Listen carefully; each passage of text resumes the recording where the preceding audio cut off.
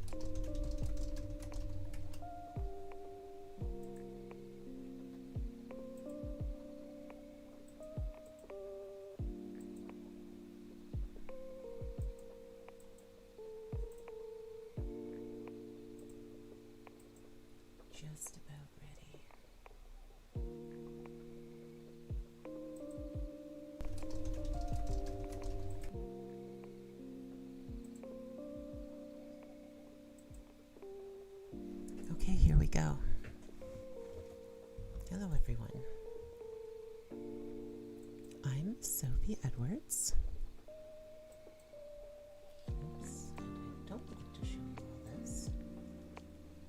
You don't need to see my desktop. Hi, everyone. I'm Sophie Edwards, and I am doing a live stream for an SEO analysis. So I am a professional SEO, and I do this for a living. I build websites and I get them ranked at the top of Google. So when I start with a new client, I often start with an SEO analysis, which is what I'm doing today. And what that is kind of an easy insight into how one's SEO currently is, what their competition is up against, and what they could potentially gain from doing an SEO, from running an SEO campaign. So that's what we're doing today. So let's open up what we have and take a look. Our client today is littlefeettherapy.com.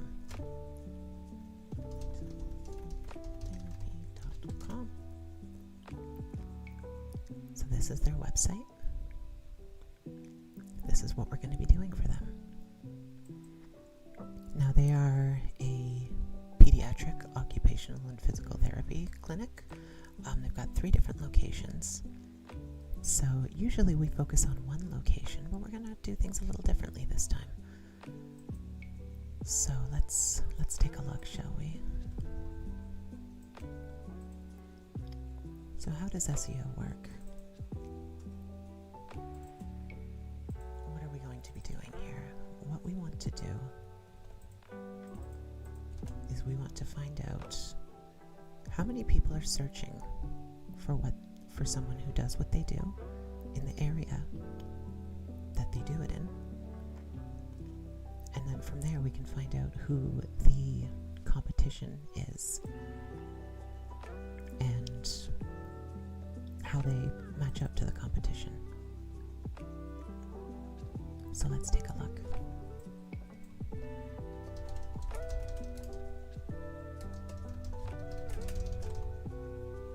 Okay, so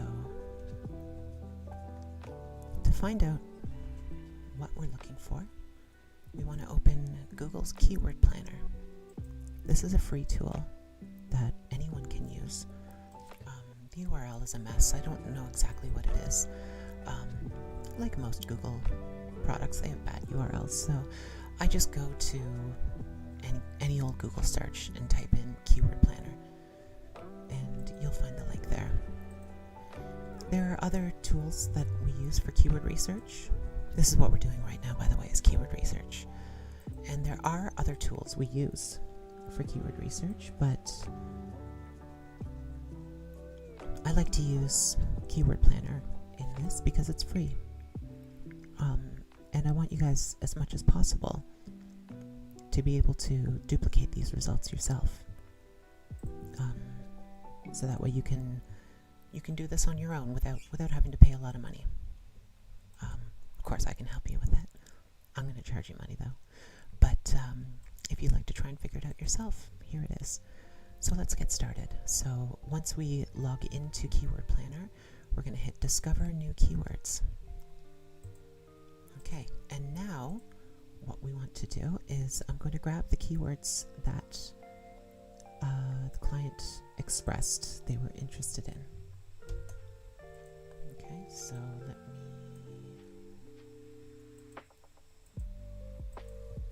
save this doc. I'm going to start a new document here, just my notepad on the side. So these are the keywords they said they were interested in. So it's pretty straightforward. Just pediatric physical therapy, pediatric occupational therapy. Now I can only put up to 10 keywords in here. So I'm going to have to go through this list. PT for kids, we can get rid of that. OT for kids, because it's kind of the same thing as what's already above. Occupational therapy for kids, yep.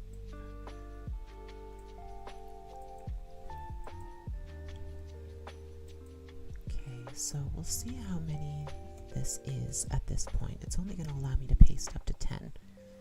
9, 10. Okay, so you see it skipped off the last one, but that's fine. Okay, so now we've got the keywords we want to choose. And now what we're going to do is choose the geographic location. So they've got 3 different locations. We're going to go through this 3 times. We're going to do Raleigh, Charlotte, and St. Louis. Those are the cities in order of population, so that's how we're going to go for it. Yeah, that looks like it. So when you're doing your keyword research, you want to know which keywords and which general keywords you'd like to target, as well as the region. And I accidentally chose Canada and Raleigh, but they're not practicing in Canada, so I'm removing that. I live in Canada, which is why it chose that as a default. Okay, so now we're going to hit Get Results.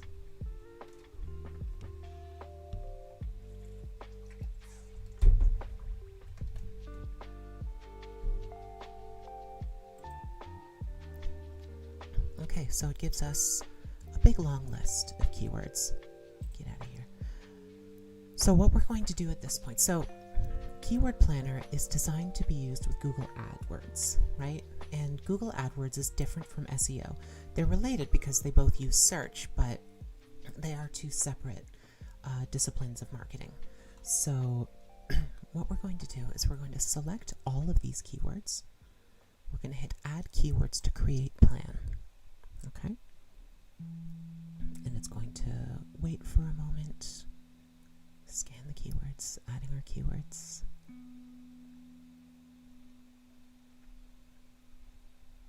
And then we're going to go over to Saved Keywords. And it's got a long list of them. Okay? So now we're just going to download them wholesale into a CSV.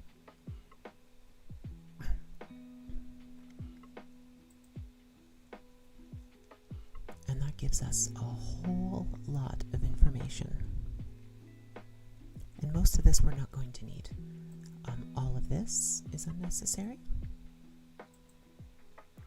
This can be useful stuff if you're running an AdWords campaign, but that's not what we're doing here. So we don't need to worry about it. Okay, so we can get rid of that. Clicks we don't need. Impressions and cost. Those are the only 2 things that we care about. And of course, the keyword itself. So I'm going to format this as a table to make it look nice. And now we're going to sort them largest to smallest. And then by cost, largest to smallest as well. Okay, so this gives us a list of the different keywords that they'd like to target. So now at this point, this is the really boring part of this whole thing. What I'm going to be doing is going through each one of these keywords, and I have to do it by hand to find out which ones are relevant to them and which ones are not.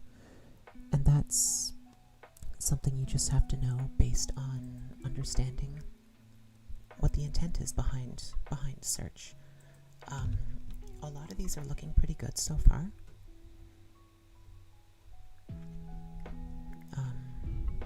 A lot about ADD.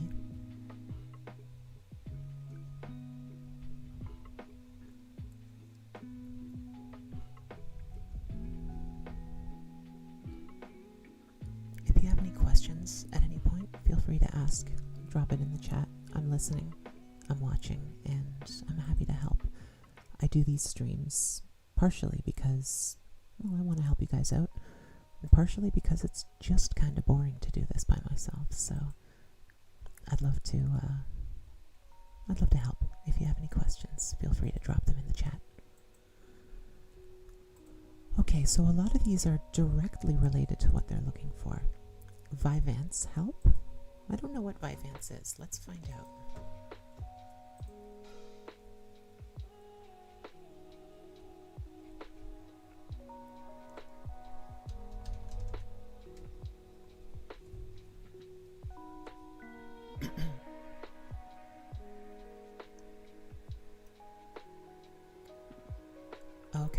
So Vyvanse is a drug used to treat ADHD, and that's not what my client is doing. So there is one I can safely delete. Okay.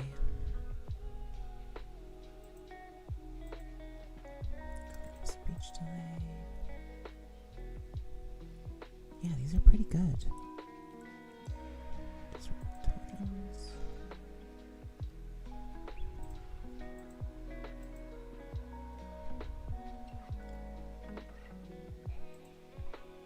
SPD, that stands for sensory processing disorder. Global developmental delay. We'll leave that in. How to help a child with ADHD without medication. That's perfect.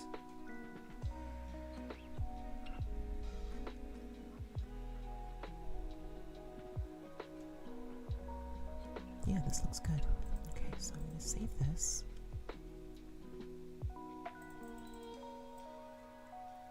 Save it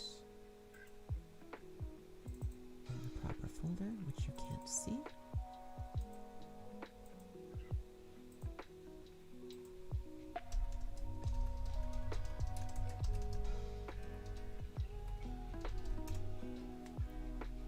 Okay, so that's saved. Now, because this client wants to rank in 3 different cities,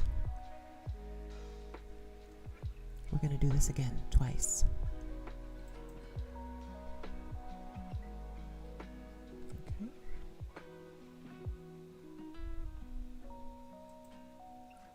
In fact, we're going to just start fresh.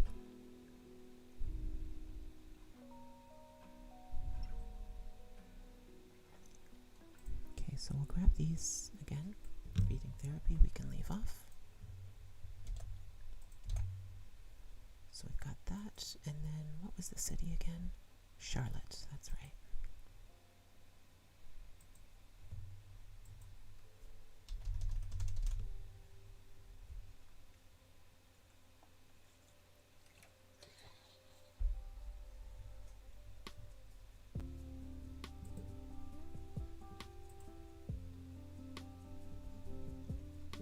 Anytime now.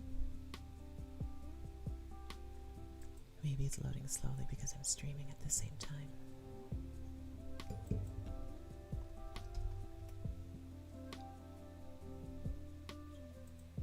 Come on.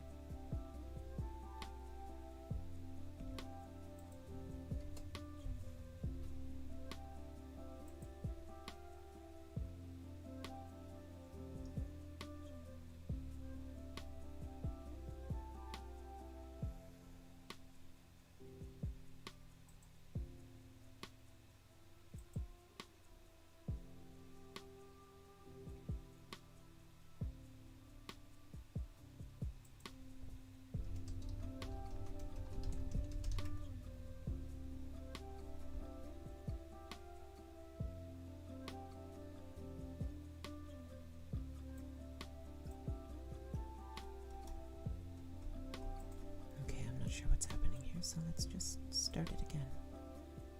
So we don't want Raleigh, we do want Charlotte.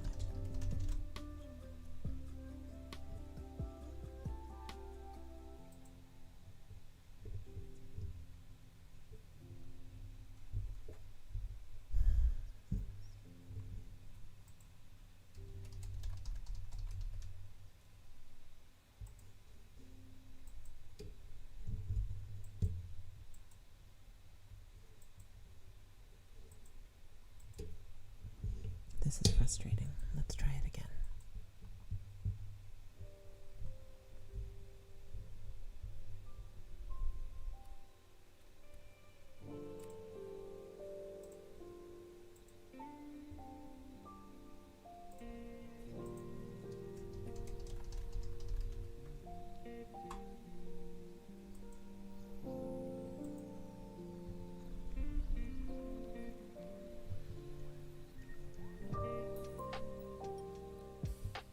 Isn't it lovely when your internet just doesn't want to work properly?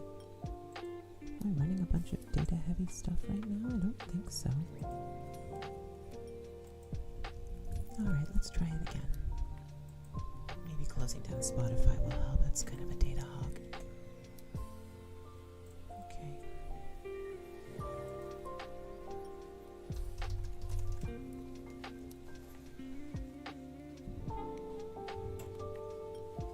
There we go. That's a little better, isn't it?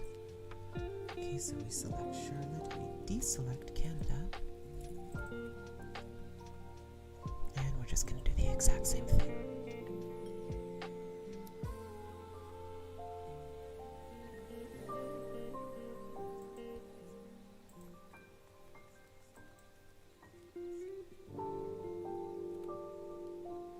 Okay, there we go.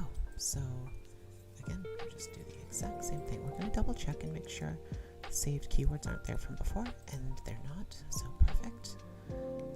So we're going to come back here, select all, add to plan, take a look at our saved keywords.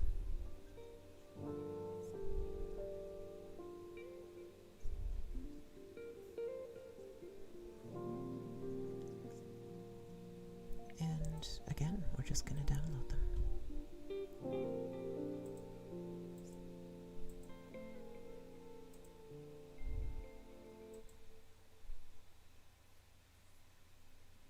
Okay. Then ditch these spicy boys here. We don't need them. Getting rid of those, and clicks and impressions are what we want. Wait, no, it's not clicks and impressions, my bad. It's impressions and costs. Okay, so again, we're going to format them as a table. It's just easier to work with, nicer to look at. And then we can sort them. And we sort them by impressions and by cost. Why do we care about cost? So an impression is just how many times one could expect to see your website if it was at the top of Google. So pretty straightforward there. It's similar to the number of searches, so it gives you a good idea about the volume. The cost is how much it would cost you if you wanted to run an ad on that keyword. So that gives you an idea of how competitive a keyword is. So if, for example, we were choosing between these two keywords, we can see that sensory processing disorder has more impressions, more than 500 more impressions, and it also has, it's cheaper. The cost is not as high. Oops. So in every way, sensory processing disorder is a superior keyword to ADHD help. The sweet spot is very high impression, very low cost, but it's rare to find that. Okay, so let's take a look again. I'm just going to save this before I forget.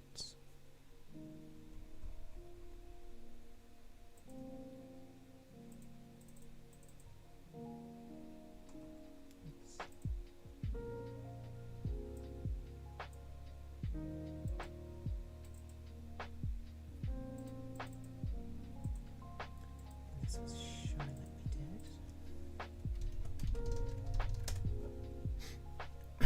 did. Okay, so let's just take a quick look.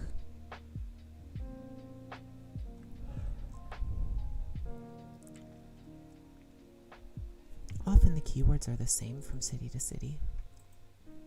Little variants, but in general, if you have a kid in Raleigh who has ADHD, and you have a kid in Charlotte who has ADHD, chances are you're searching for the same stuff.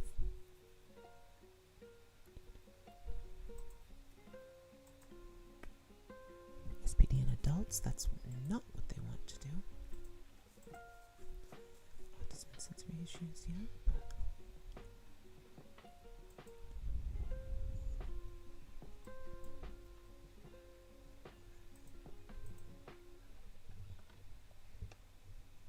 Yeah, these are great.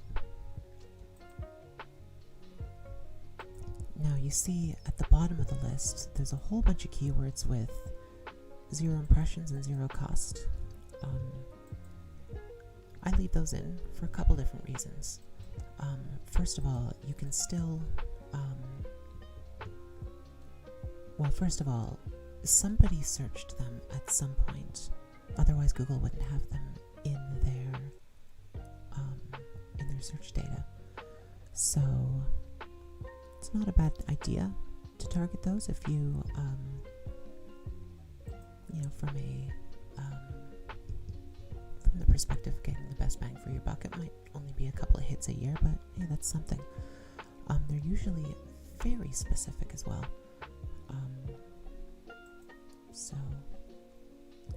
And they give you a good idea of what are called long tail keywords. Long tail keywords are keywords that are, a short tail keyword would be something like physical therapy in Raleigh. That would be a short tail keyword. Whereas a longer tail keyword would be something that is more involved, like occupational therapy for ADHD in Raleigh. Those are good, they're good keywords to target, because you can hit multiple keywords at the same time with them. And when you're able to do that, you can,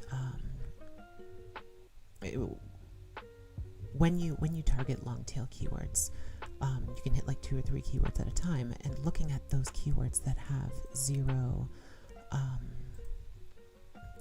search behind them sometimes gives you a good idea for long tail keywords. So yeah, that's why we do that. Okay, and some of them are just not going to be relevant, like Adderall help depression. That's certainly not relevant to what my client does, but I'm not going to go through all the keywords with zero, because it's just not worth my time, and it's not worth the client's time because they know. So, oops, I did not mean to click that. Don't know what it did. Alright, so we'll go through this once more.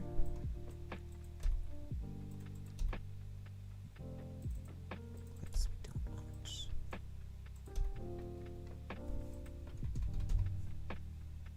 Segmentation. Nope, don't need that. Okay, so let's format it as a table again. And the exact same thing. See what I mean about how repetitive this stuff is? And again, we're finding the same keywords at the top. Pretty close to the same values as well. Not surprising. We're searching for the same sort of stuff in the same region. Like St. Louis, Missouri is not that far from North Carolina. And then there's 2 cities in North Carolina, so it's not surprising that we come up with the same sort of stuff. Parents with ADHD? No, that's not what we want. Because we're looking for help for kids with ADHD. ADHD help for adults? Nope. Sensory therapy for adults? Nope. Natural cures for ADD. You can keep that in there, but I usually, from a marketing perspective, it's not a good idea to market cures for anything, because it's usually going to get you in trouble with whatever governing body you happen to be working with.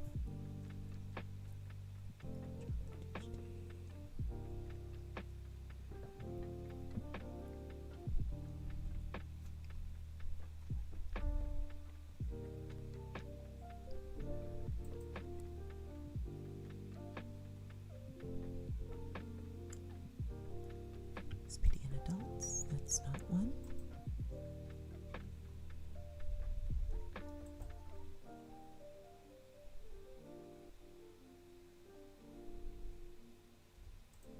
For adults, no, more adults showing up here. Maybe I just missed them in the other one, I don't know. See, here's a good example. This is not relevant to us, but check it out. 31 impressions and 4 cents. So, much higher. And this one too. 25 impressions a month and 6 cents versus this one, 6.25 impressions per month and 7 cents. You might think, oh, that's no big deal. There's only 31 people searching. Yeah, but if you can turn 10% of those into a new client, that's 3 new clients a month. And how well would your business do if you had 3 new clients a month, every month, consistently? For me, that would be pretty nice. Okay, so saving this last one.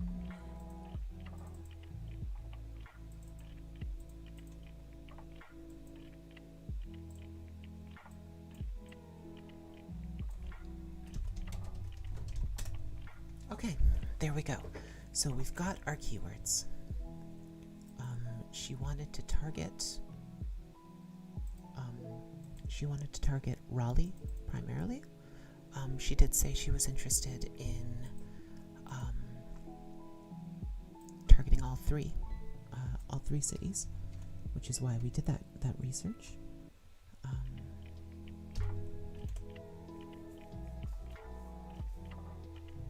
But yeah, okay, so I'm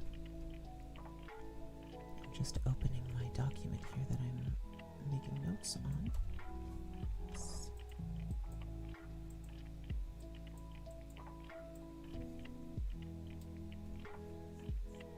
Okay, so we're going to find her top 5 keywords.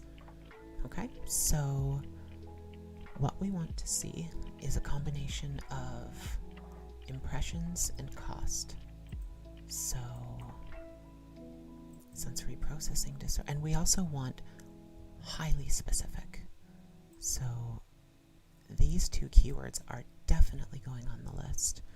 And part of the reason for wanting it to be highly specific is because it helps us to find directly relevant competition. So what does that mean?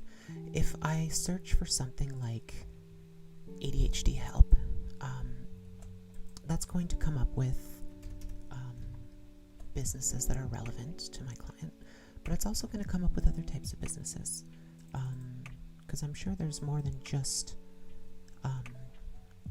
physical and occupational therapists that can help with ADHD. So we want to, as much as possible, focus on the specific keywords.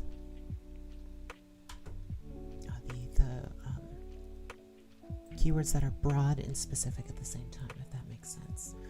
So occupational therapy for kids. It's a great one.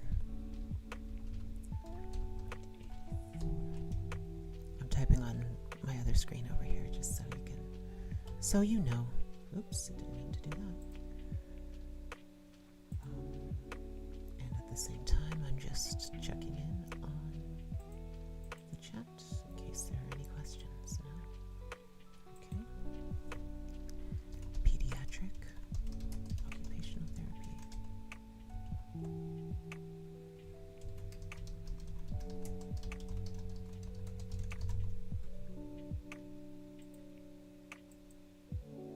That has 940.61. So that's a lot. Just those 2 keywords together, that's 2,000 keywords a month, or 2,000 searches a month. And if my client could capture 1% of those searches, that'd be 20 new clients a month. I'm pretty sure she'd have a smile on her face. Okay, so we're going to grab occupational therapy for children.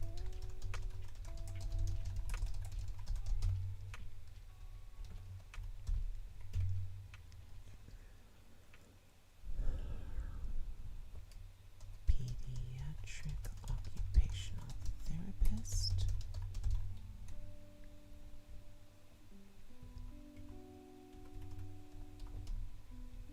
Does it even have physical therapy in here? Well, that's strange. Am I not? Did I not include physical therapy? Yeah, I did. Okay, there's just no one searching for pediatric physical therapy. That's surprising.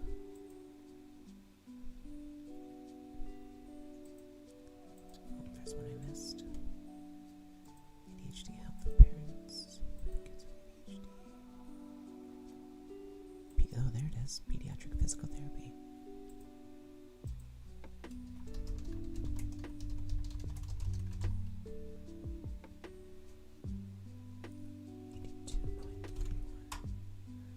Okay, great.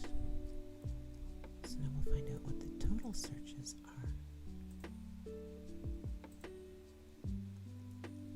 13,459. Wow. We'll say 60. We'll round up because there's no such thing as 0.79 of a search. Okay, so that's for Raleigh.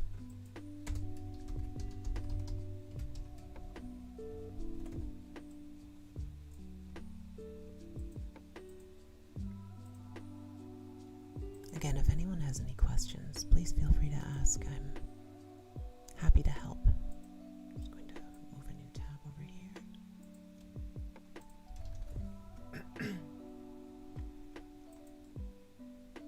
Okay, so those are our keywords for Raleigh, and I'm going to add in the other keywords later, but we don't need to worry about it right now. We're going to focus on Raleigh. So now what we're going to do is find out who the competitors are. Okay? So I'm going to open Firefox, and the reason why I'm opening Firefox is because I have Firefox set up to erase data every time I open it. It clears the cache, it erases the history. I'm not logged into anything. It's a fresh, clean browser, which is important because one's browser history can impact one's search results.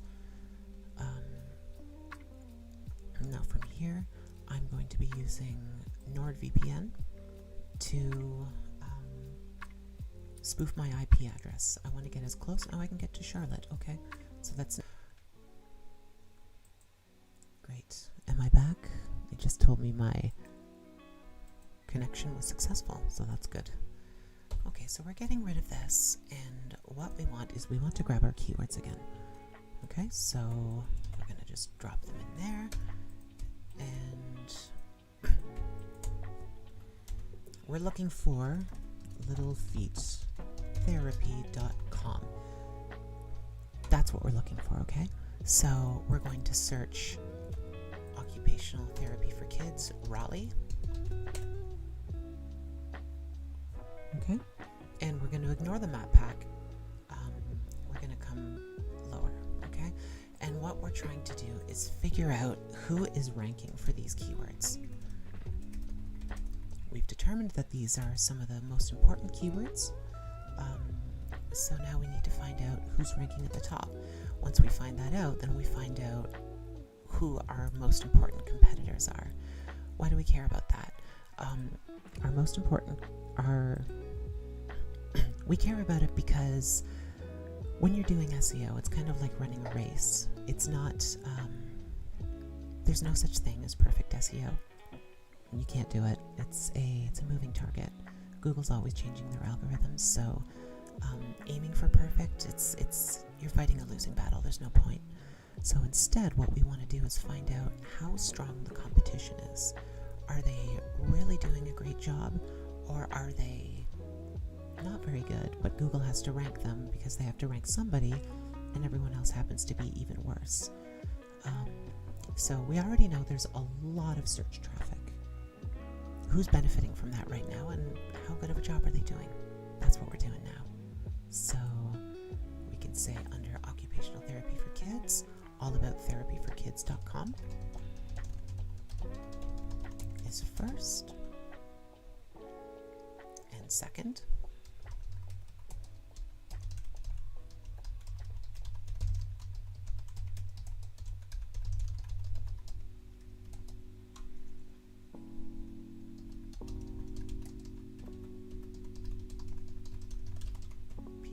Possibilities. I'll move this over here so you guys can see what I'm doing. Okay, funforRaleighKids.com, RaleighTS.com, ApexOT,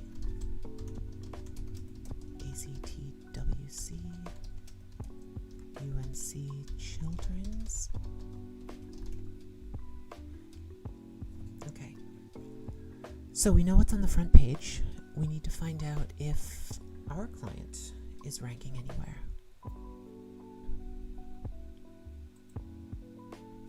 So I'm going to go through things here. Little feet, there we go. Okay. So we'll say page 3, spot 9.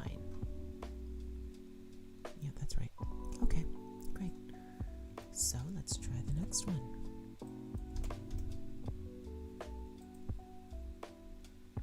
And often you'll see the same websites pop up for each of these. So, pardon me, pedtherapy.com, we saw them before. AllaboutTherapyForKids.com, we saw that too.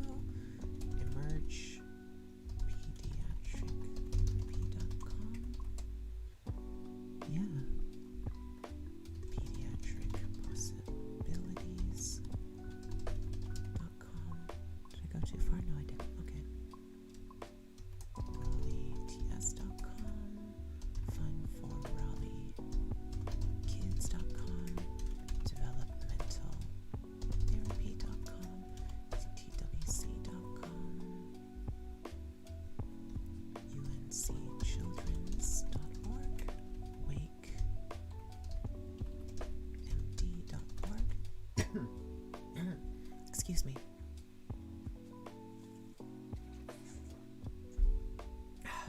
There we go. Okay. So let's keep digging deeper. You might notice that, oh, there they are, little feet. That is 1, 2, 3, 4, 5, 7.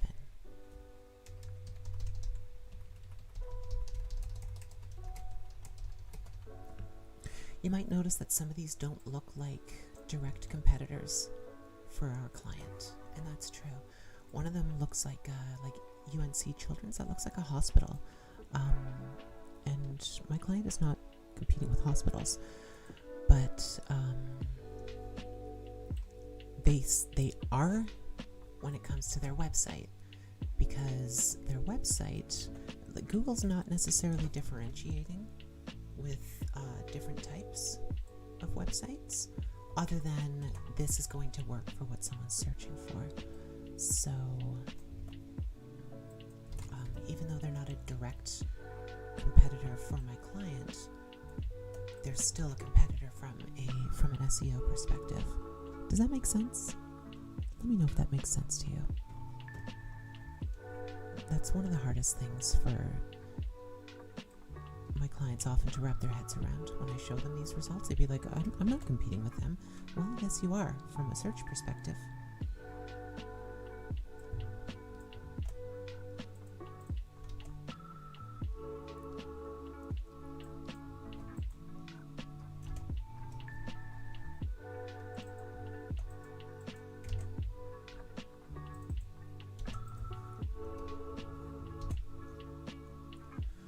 Okay, so again, we'll go find our friends at Little Feet.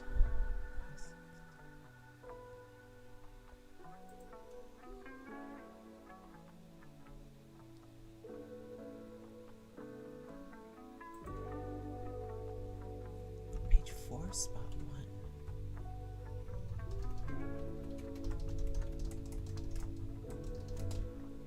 Okay. Back to the list. Drawing board, so to speak.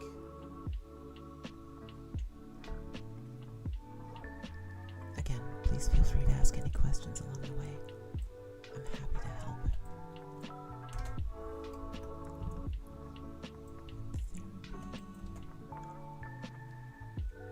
Emerge Pediatric.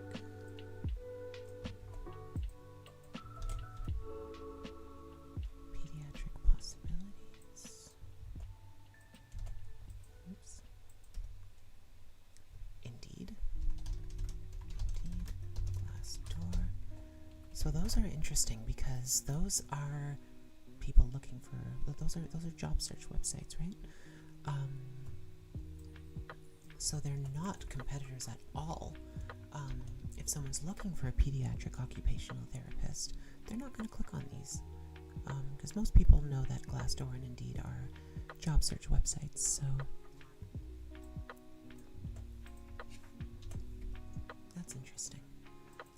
In general, Google likes to rank other websites higher. They like to rank local businesses higher because they just know that people aren't really looking for the bigger sites.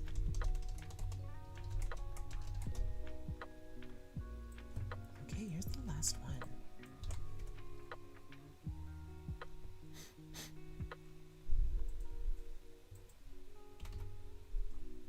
It's really nice to have the same things pop up every time, because then I can just copy paste them.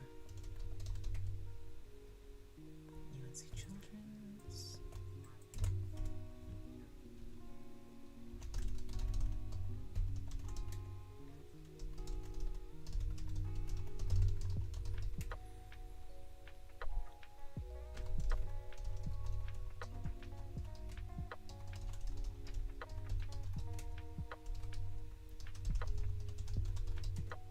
Oh, there's Little Feet.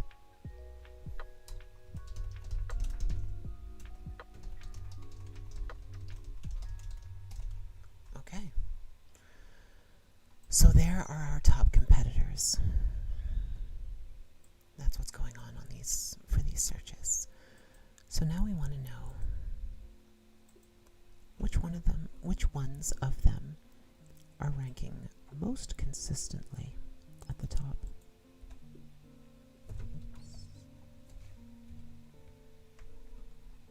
So I'm going to scroll down, clear the chart.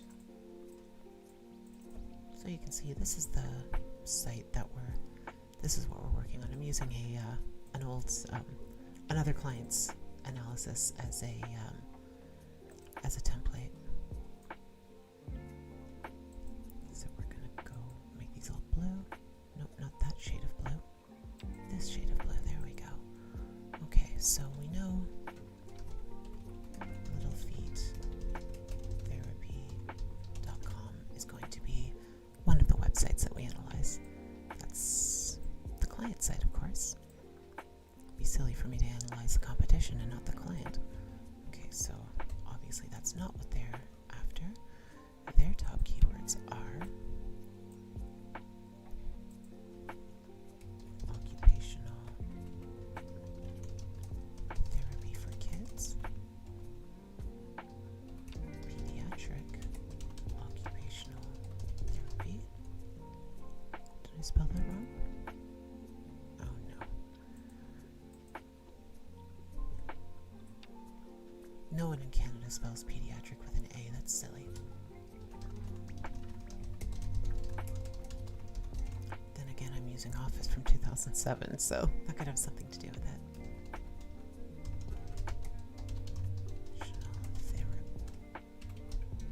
Therapist, pediatric physical therapy.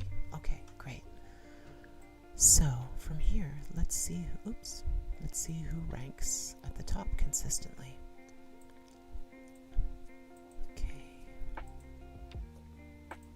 All About Therapy for Kids is on the top for all of the keywords except physical therapy, which is understandable because the first four are geared toward occupational therapy, and maybe they don't do physical therapy, so that makes sense. So definitely All About Therapy for Kids is going to be one of our top competitors.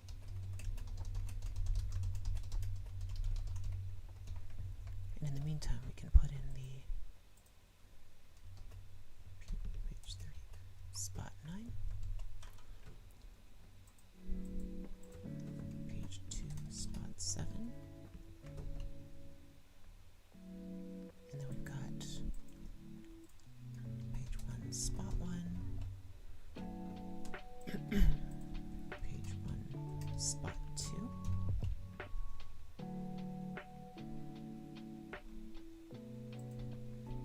page 1, spot 1,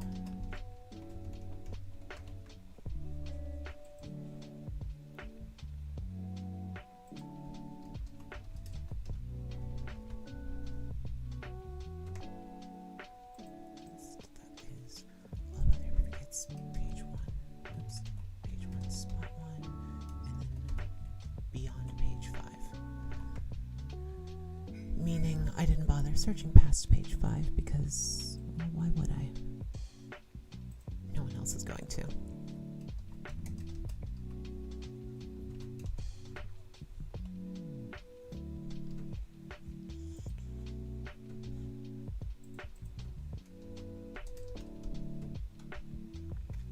Okay, so let's see who the next most consistent one is. It looks like these 3, Emerge Pediatric and Pet Therapy. Yeah, they're all vying for the top 3 spots. Excuse me. Okay, so we'll do emergepediatrictherapy.com.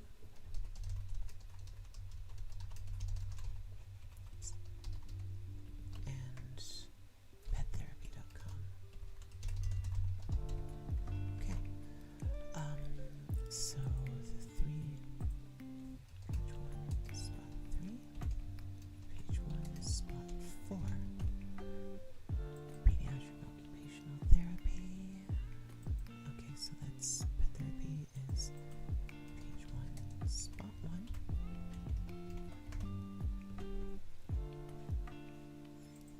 Page 1, spot 3.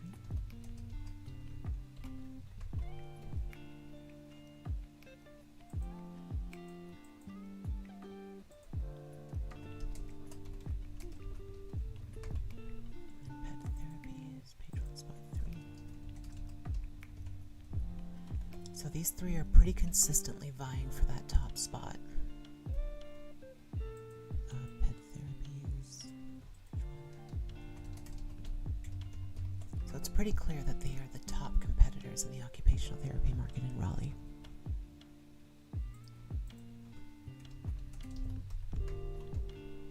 And... okay. Pet therapy must do physical therapy as well. And 1, 2, 3, 4, 5. About 5.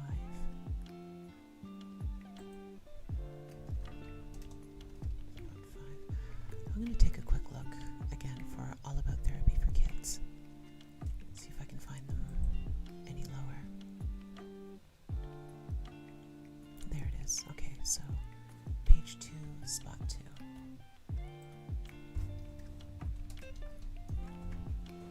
Now it's time to give these a color. These are all red. I generally give them green if they are up spot 5 or above, because that's when you really start to see the traffic roll in. I mean, how often do you go to page 2? Sure, but how often do you go to the bottom of page 1? I don't do it very often. Okay, so we've got that in place. Now I'm going to clear these out, and we can get into the actual analysis part of these websites. This is the last one. If you're interested in how this one went, you can head over to the channel.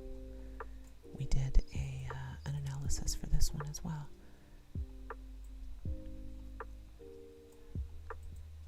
It wasn't the most exciting one in the world. I find local service-based businesses tend to be more interesting. But hey, that's all right.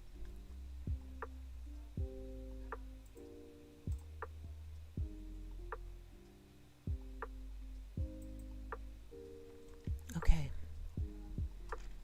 so let's take a look at... It wasn't the most exciting one in the world. I find... Santina, thank you. You are my new ASMR. I've been told I have a very soothing voice, so happy to be of service. Okay, so I have, so we're going to take a look at the actual analysis part of things. Broadly speaking, when we're talking about SEO, there are 3 different types, or 3 different categories that we're looking at. Pardon me. 3 different categories of things we're looking at.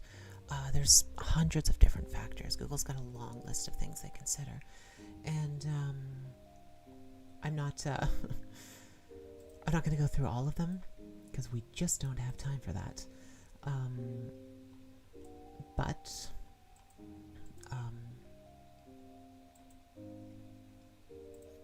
just a moment. I'm just having a little bit of trouble with the stream.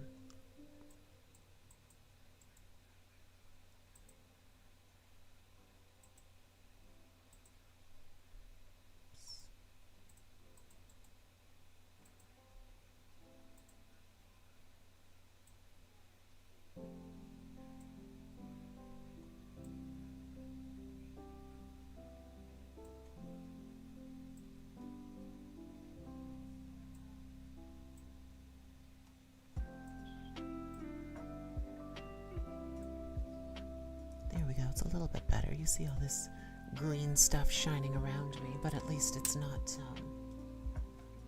Does that help? Let's see if this helps. It kind of makes it worse, doesn't it? There we go. Alright. Well, at least now half of my face isn't being blurred out of the... Whatever. You can deal with the twinkling. Anyway.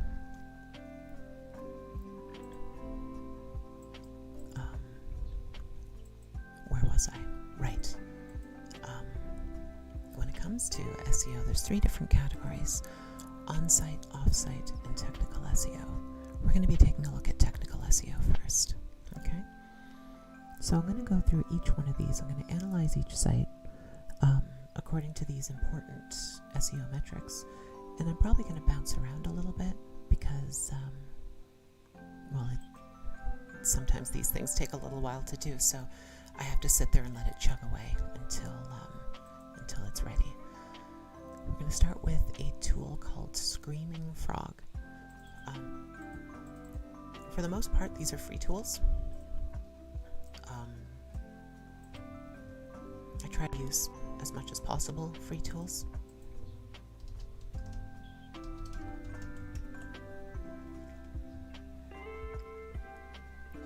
Because I want you guys to be able to duplicate this at home.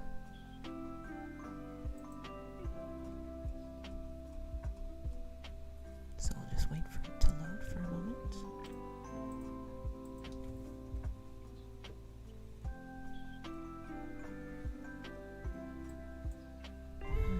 It's probably going to ask me to update because it updates almost every time I open it. I'll do it later. That is a good thing to see, though. Oh, no, I want to do this here. My bad.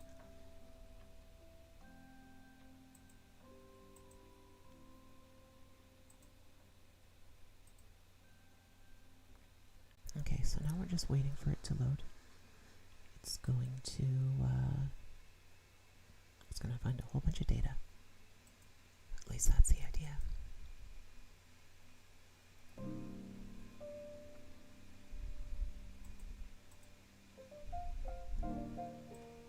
Oh, okay. Strange.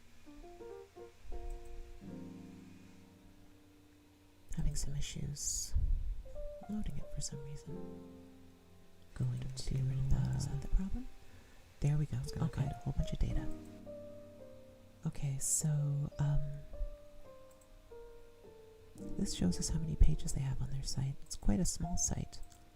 In fact, there's only 5 pages. Okay, so that's something we're going to have to do something about. 5 pages indexed. Why should we care about that? When we're taking a look at websites, when Google is taking a look at websites, rather, they want you to have a bigger website because they figure that if everything else is equal and you have 5 pages on your site and the other guy has 50 pages on their site, they're more likely to have the information that you're looking for because they just have more information, period. You follow? So as a result, everything else being equal, they're going to rank the larger site higher. So we're going to let, where's there? There it is. That's what I'm looking for. We're going to let Screaming Frog do its thing. And in the meantime, we're going to check what CMS each one of our websites are running here. So what is a CMS? CMS stands for Content Management System. It is, it's the way that most websites deliver their information. So there's Wix. Wix is one example of a CMS. You might have heard of WordPress. That's the most famous one. There's also Squarespace, there's Weebly, there's Shopify, there's a bunch of them. Magento, WordPress version 5.7.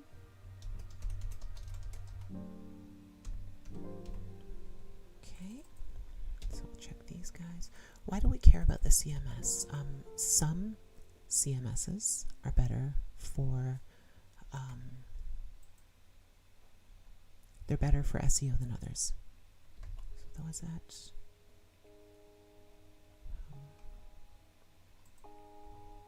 Why is it telling me that?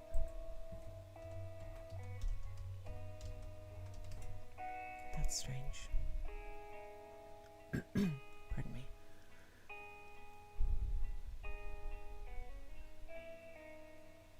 Okay.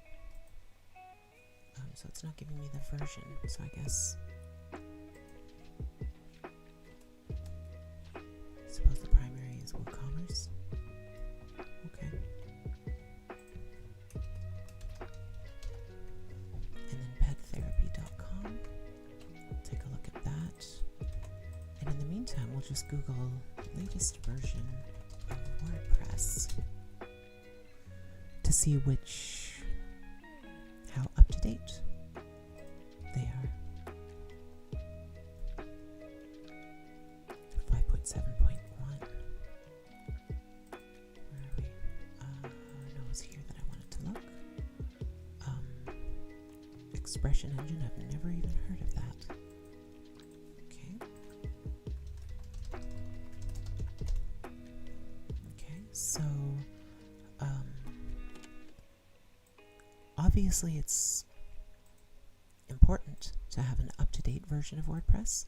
This version is currently out of date, which is why I'm giving them a red mark, even though otherwise WordPress is a good CMS to have. It's very highly recommended from an SEO perspective. So the fact that they don't have it is, well, they have it, but it's not updated, which means it can still be a security risk. Okay, so that's that. Let's come back to Screaming Frog. We have, how many bloody pages do we have? I'm going to go to only HTML pages and sort it by status code and indexable.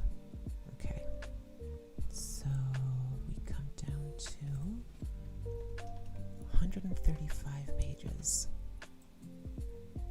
That is a lot better than Little Feet. Okay. Now let's take a look at whether or not any of these pages should or should not be indexed. What is indexed? That means Google has registered it. So these pages are non-indexable, and that's good. We don't need them indexed. Google's never going to rank them anyway. It just doesn't matter. But some of these pages we don't need to be indexed.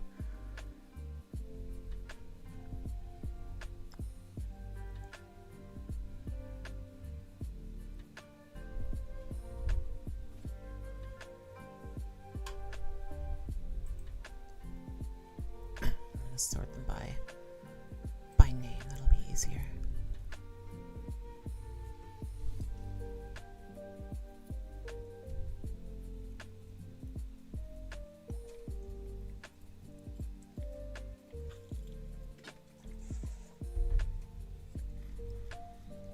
Okay. Not doing too bad so far. It looks like they've got a lot of blog articles. These are not indexed anyway. So what I'm talking about. Those pages should not be indexed because they're just never going to rank.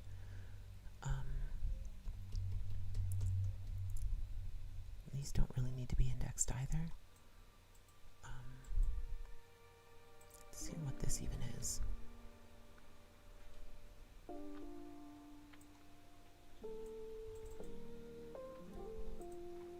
That's a article page, okay. Like a blog roll, okay. Yeah, that doesn't really need to be indexed. So that's 10 pages. 14.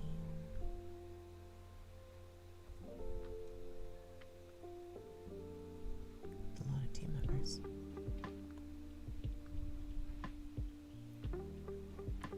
Yeah, so we'll say 14 pages that don't need to be indexed. So 35, 25, 121 pages. Total quality pages. Okay, so let's take a look at emergepediatrictherapy.com. Let's drop that in the chat. Searching. And in the meantime, pardon me, I'm going to open gtmetrics.com.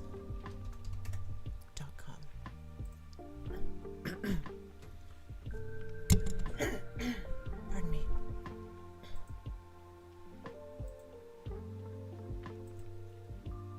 Okay, so GTmetrix is it's a cool tool. It helps you find how fast your website is, and if your website is slow, it lets you know why it's slow. Why do we care about that from an SEO perspective? I mean, the question, why do we care about each of these metrics? The answer is 100% of the time because Google cares. So it's that simple. However, why does Google care? Google cares because the slower your website is, the less likely it is for people to want to stick around. Bear with me, they've changed their layout recently.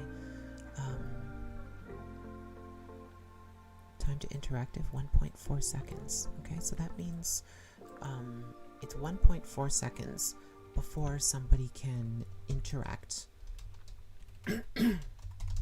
with their website. That's pretty good. Let's see if we can shave anything off of that time. Okay.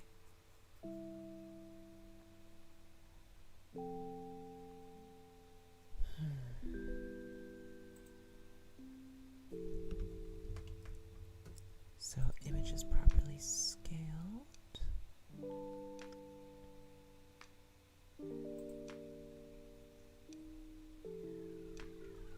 Yeah, they're good. And then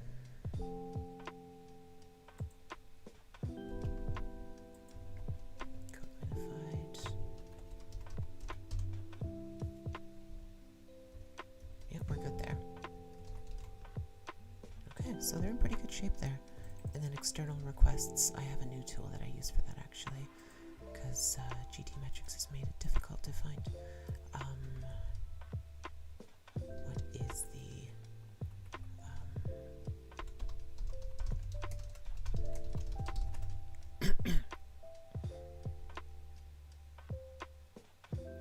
is it this one?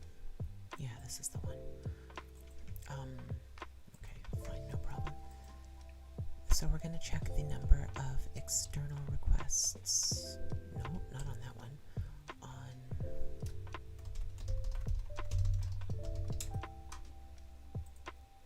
Did we search? Yeah, that's Little Feet. Okay. So they've got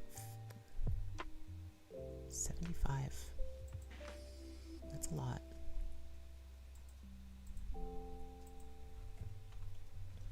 What's an external request? That's a request that comes from a URL other than littlefeettherapy.com.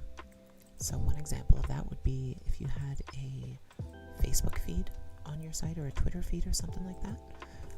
That would be an external request.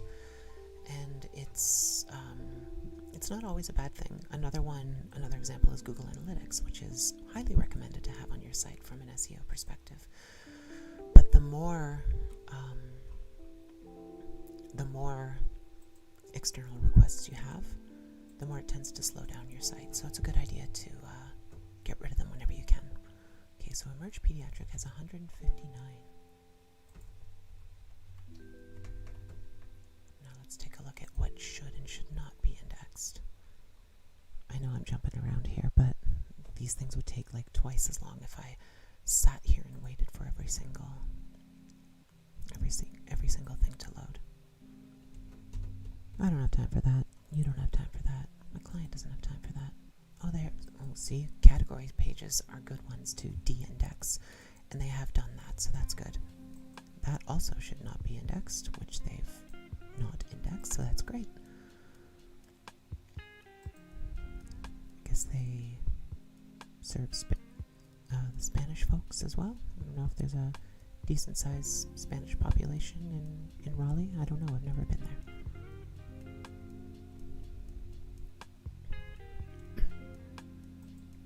Yeah, they're in good shape.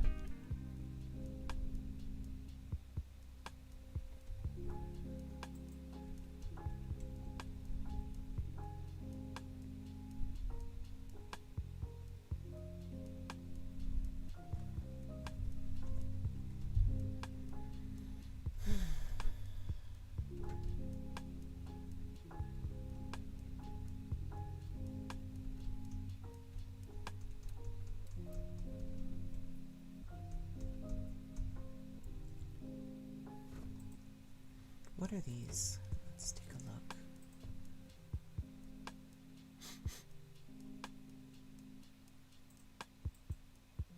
What's a project category? Is that a blog category page or is it something else? Let's find out.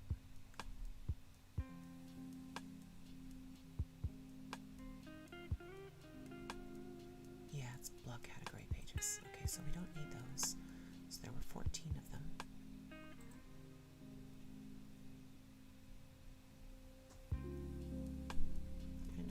They're in good shape. So say 14, so 145. Okay. We'll come back to pettherapy.com.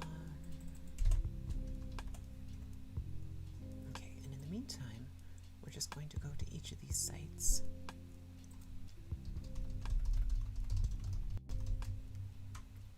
Take a look to see if they have an SSL certificate. You can tell by just that little lockbox there. An SSL certificate is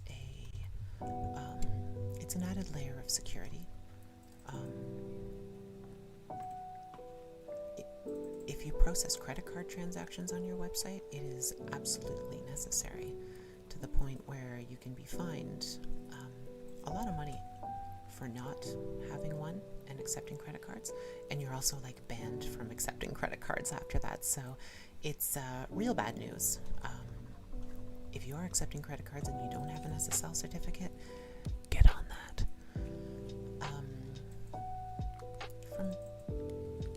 But even if you don't accept credit cards, it's a good idea to have on your site. Google likes to see it. All things being equal, they would rather rank a site that has an SSL certificate over one that doesn't. So, pretty easy to set up too. So if you don't have one, go get one. However you've registered your website, you can get it through them. GoDaddy, Bluehost, whatever it is you're working with. Okay, so everyone has an SSL certificate. Okay. That's an easy one. Okay, let's come back to these guys here. So we've got 23 pages that are indexed, and of those, there are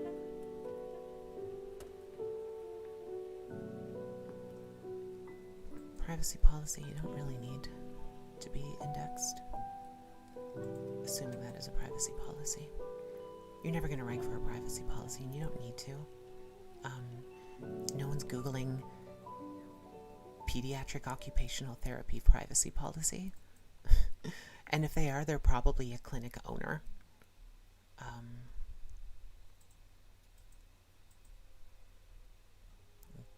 Looks like this is a redirect, actually. No, it's not. Well, whatever. It doesn't matter. That should not be indexed. Otherwise, they're in good shape. So we'll say, 1 and then 22. Okay, so we're also able to tell that none of these sites have 404 errors, which is good. That's great. Okay. Now I'm going to start this one, because this one takes a while, a broken link checker. It is slow. So we want to check for broken links on websites. Why do we care about broken links? Because if you have broken links on your site, well, again, Google doesn't like it. So let's take a look. We'll start with little feet. Broken links are links that go to nowhere, right? And they're frustrating from the perspective of a web user. So, I mean, Google wants to be as non-frustrating as possible from the perspective of using the search engine, not from the perspective of peering into your data and being creepy as hell, but from the perspective of actually using the search. They want it to be an easy process. So that's what they do. So one of the things they're going to take a look at is the number of broken links on your website. If you have them, you get punished. If you don't, you don't get punished. And Little Feet has 0 broken links, so good for them. Oops, not 9, but 0. Okay. DCQF7. I know that seemed like it went really fast, and I said it was going to take a while. But that's because it was a small website. They've only got 5 pages on their site, so. Okay, All About Therapy for Kids has 81 external requests. So we'll just blast through some of these. As always, feel free to ask any questions you like in the chat. I'm here to help you guys. 157. That is a lot. No excuse. No reason a website should have a tenth of that many.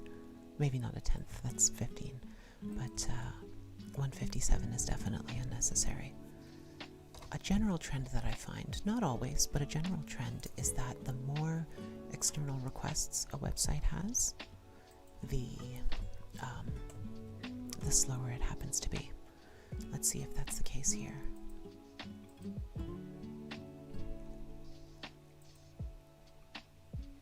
Four seconds. That's too long.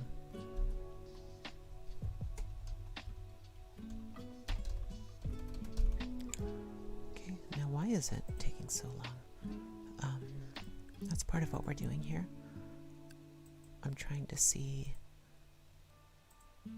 what issues there are. Okay, so they didn't properly size images, so there's 37 kilobytes improvement. 37 plus 62, 73, 74. About 75 kilobytes.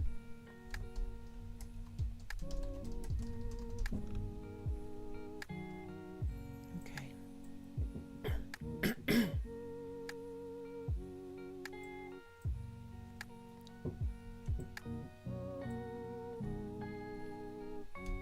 Needs more space for these guys.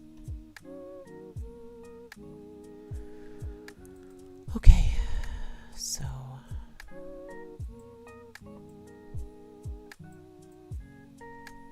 whatever. And then code minified? No, it was not minified perfectly. It's close enough though. What does minify mean? That means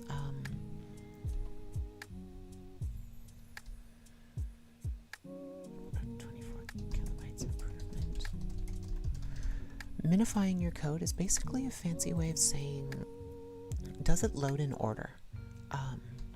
And that's important from a search perspective, because there's a metric called a bounce rate. And a bounce rate is when you go to a website and you leave right away, that's considered a bounce.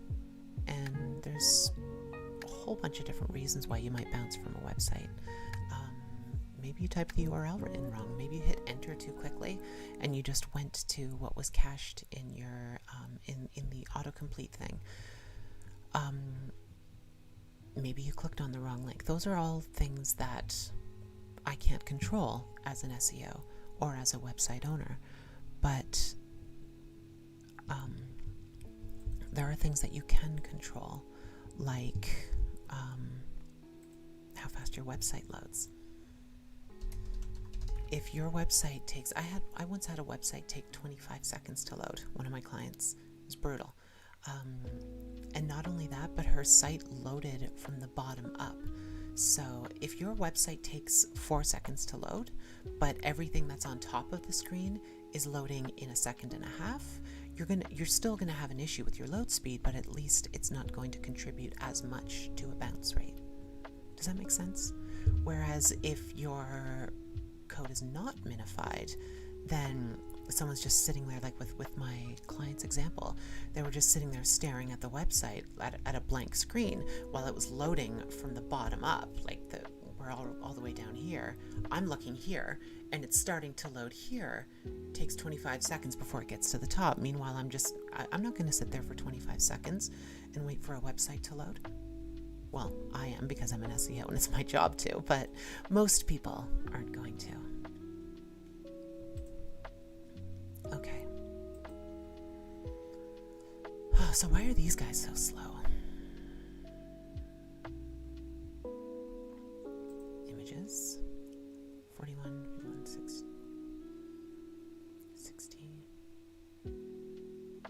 76, 77. Okay. 77 plus 87, 33. So about 1.01 megabyte improvement possible. Okay, and then code minified. No, it's not.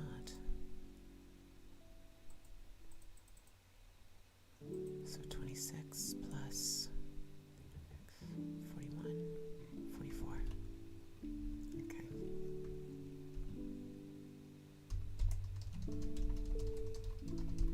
Is this all just nerd stuff? Yeah, it kind of is. But whatever. I get paid to be a nerd. This is what I do for a living. So, whatever. Let's check these guys and then we'll come back here. Yeah, we filled all those out. Okay, so these guys have one broken link.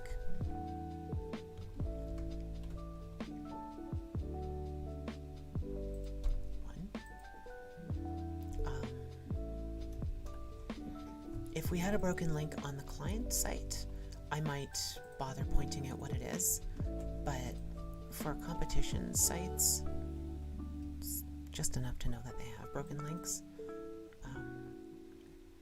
If there's issues on my client's site, I'll point out a little bit more about the issue so they can fix it, whereas with competitor sites, they're not going to fix their competitor sites. So yeah, okay, let's come back here. 3.2 seconds. Okay, that's not great either. Okay, what What's the problem here? How are our images looking?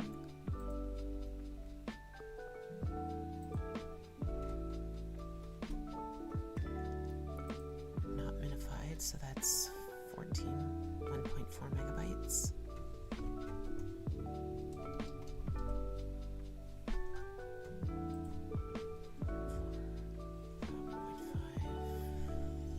Six.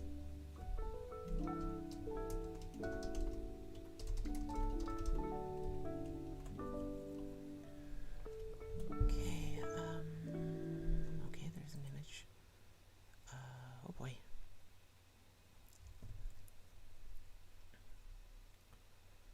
So that's like 7374749596798.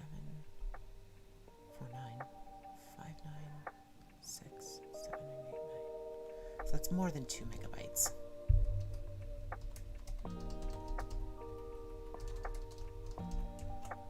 Again, good enough to know that it's a messy site. Okay. Let's take a look at AMP. What's AMP? AMP stands for Accelerated Mobile Pages. If you've never heard of AMP before, it's pretty cool actually. I'll show you. You've almost certainly used it before. I have to show you on my phone because, well, them's the breaks. I'm going to search for Star Trek because I'm a big old nerd. So, okay, there's one. If you can see on the screen, let me just open this so I can see properly. So you see this CNN article right here. It has, I don't know how easy it is to see, but there's a little lightning bolt just above Uhura's head there. And then if I tap it, it loads right away. Okay, that's AMP. And it's a tool. It's a software coding initiative put forward by Google, and they said, hey, it's probably a good idea to put this on your website. So we think it's a good idea to put it on our websites. Jury's still out on whether or not it is directly beneficial for SEO, but pardon me, we've noticed on the websites that we build, the ones that have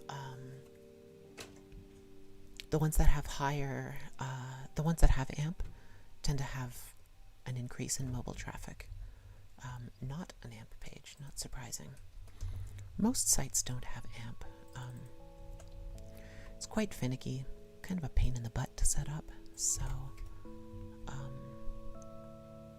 most people don't bother with it. What is that?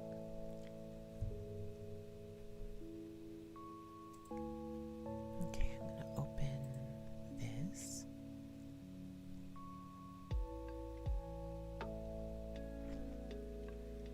I'm going to run an analysis on the site. Is this SEO site check? Yeah, it is. Okay. SEO site checkup. This is a great tool. You can sign up and get unlimited access.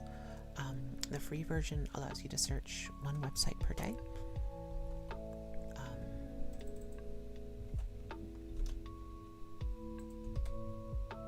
So we're going to check Little Feet Therapy. And in the meantime, we're going to take a look at... Okay, so All About Therapy is not AMP.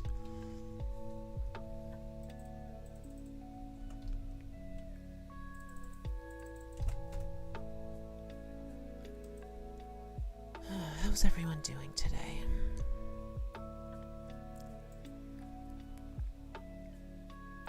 It's boring in this part of the world.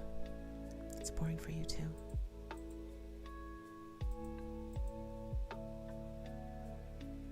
I'm very bored.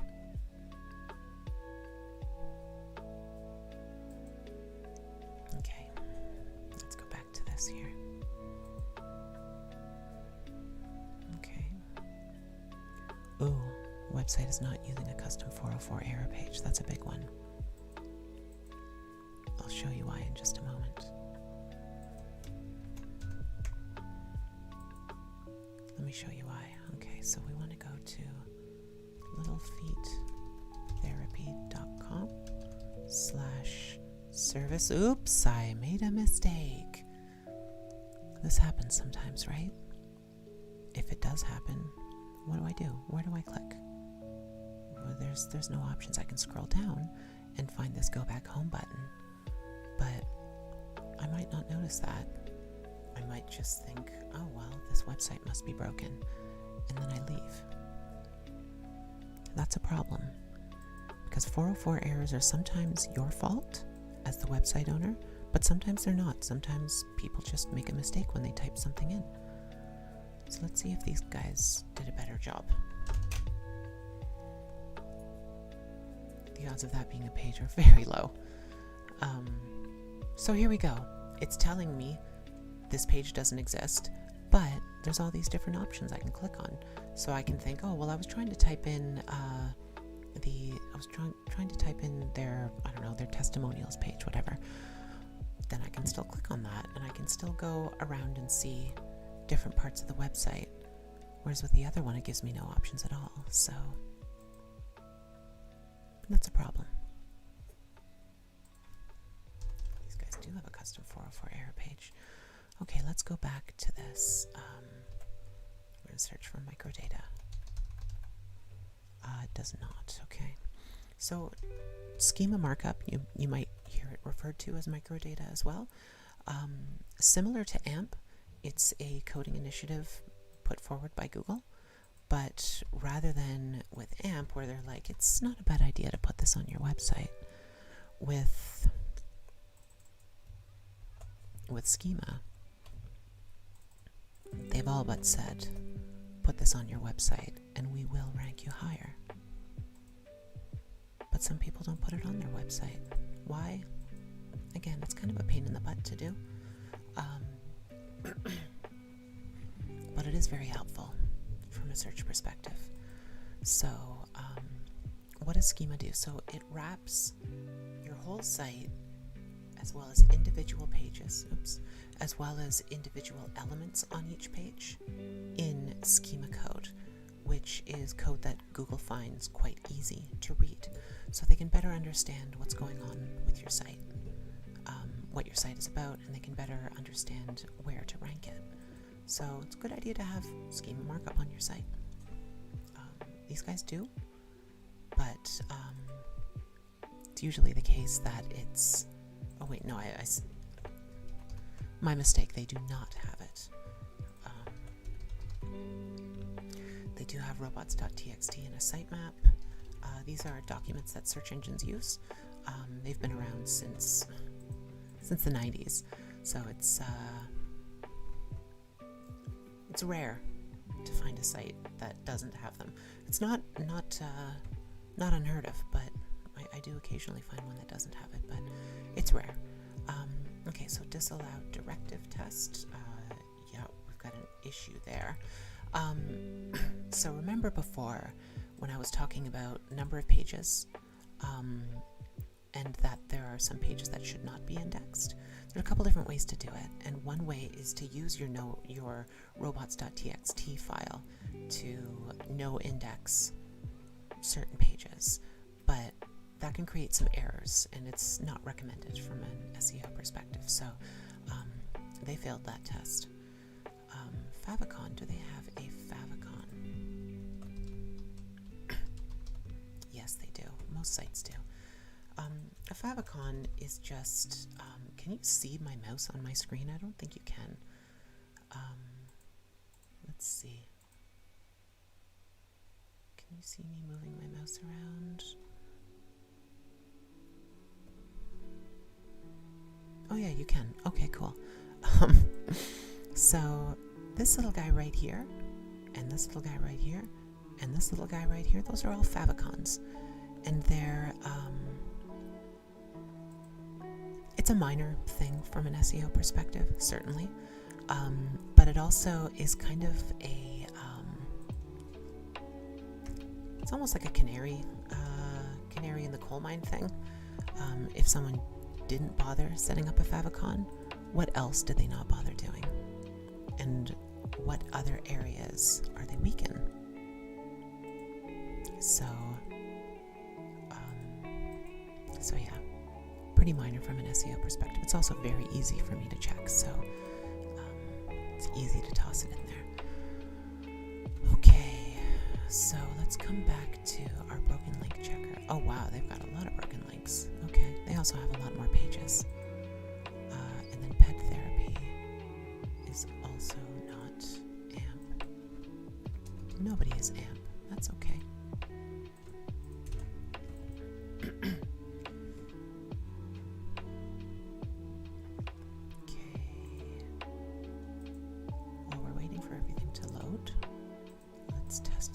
Sites to see if they have custom 404 pages.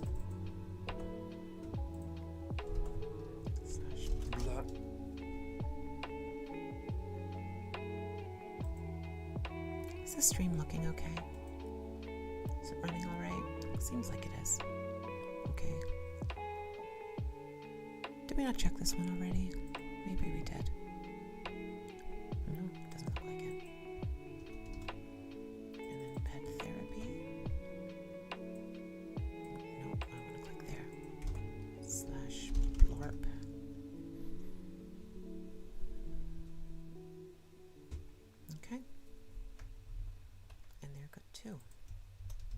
Most websites have a custom 404 page at this point. It's pretty key. Alright, so all about therapy. So we want to know about, oops, get out of here. We want to know about microdata, which is not using. Robots. They have robots. They have a sitemap. Same issue. Favicon, yes. Google Analytics, yes. Good.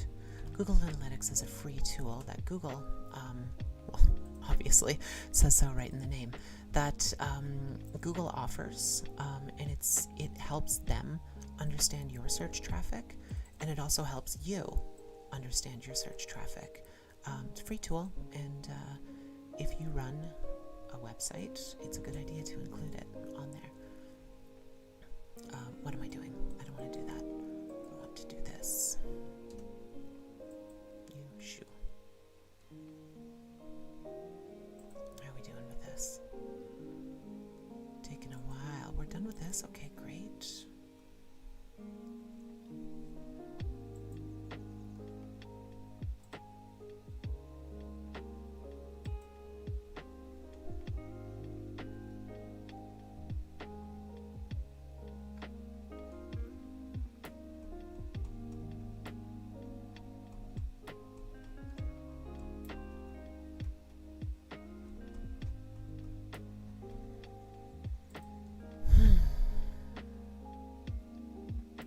Karen.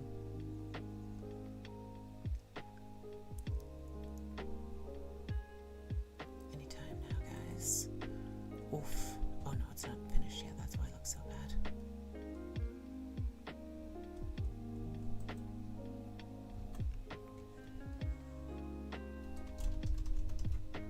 Okay, so they don't have schema. No one's got schema so far. Usually at least one site does. Robots. Oops, no, I want to go here. Robots. Has robots, has that. Yes, sitemap. That's the word I'm looking for. Same. Favicon, yes. Google Analytics, yes. Broken links on site. We're currently figuring that out.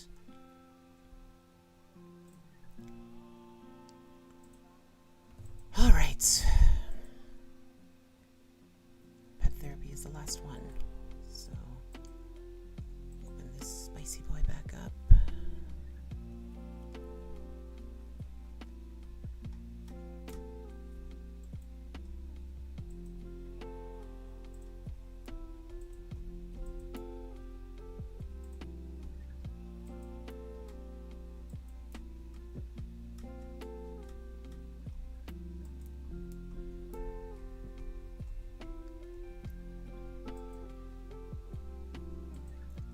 Still chugging away, oh my god.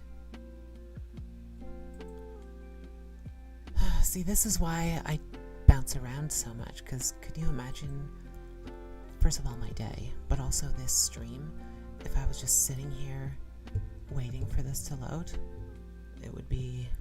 this would be the most boring stream on the planet, so that's why I'm bouncing around so much. Okay.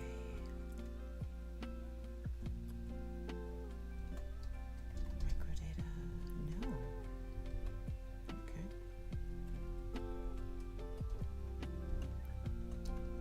Robots, there's no robots.txt. Okay. And no sitemap either. Oof. Okay. They do have a favicon.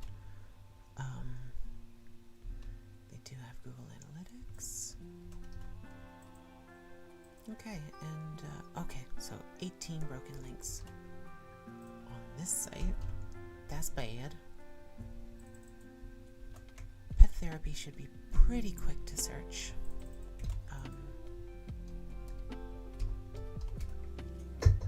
Because it's such a smaller website. I think it said 23 pages. Yeah, 23 pages, so it shouldn't take very long at all. So just let it sit for a moment while I have a drink.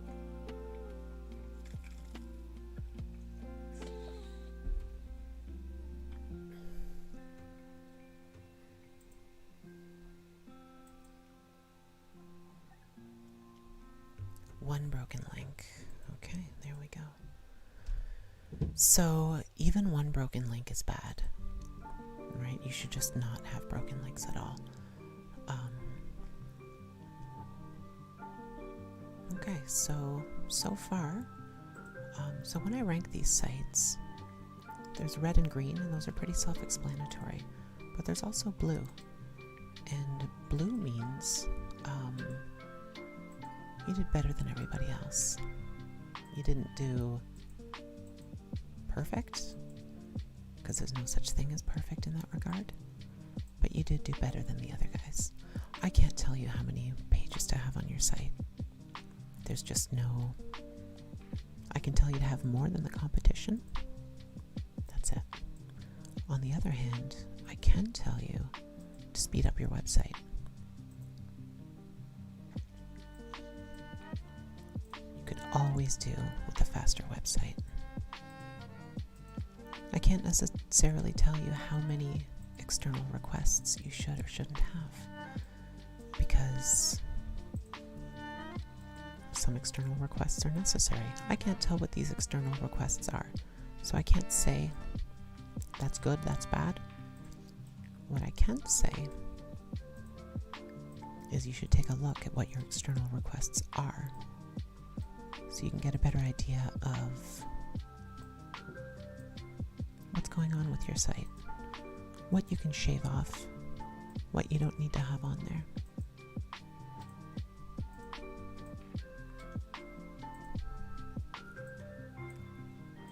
Okay, so there we go with the technical side of the analysis. As we can see already, there's quite a bit of red here. Decent amount of green, but quite a bit of red. So there's some improvement that we can make. Okay, let's move on to the on-site side of things. I'm going to start with my 2-second test. What's a 2-second test? We don't need you anymore. When I look at your website, I want to be able to tell within 2 seconds who you are, what you do, and why I should care.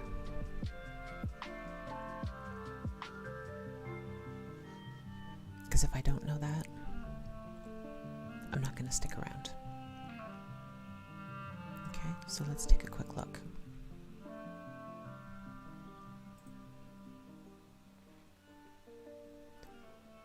Within those 2 seconds, we can see right away pediatric occupational and physical therapy.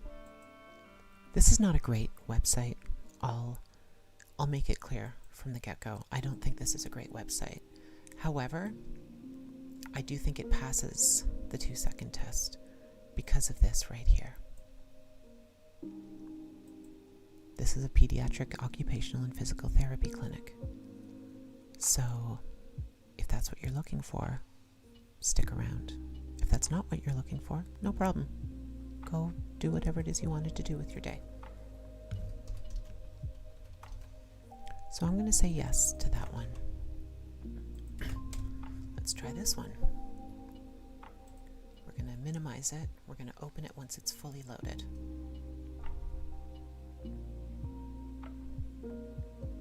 If it's loading. There we go. Okay. Ready? Let's go.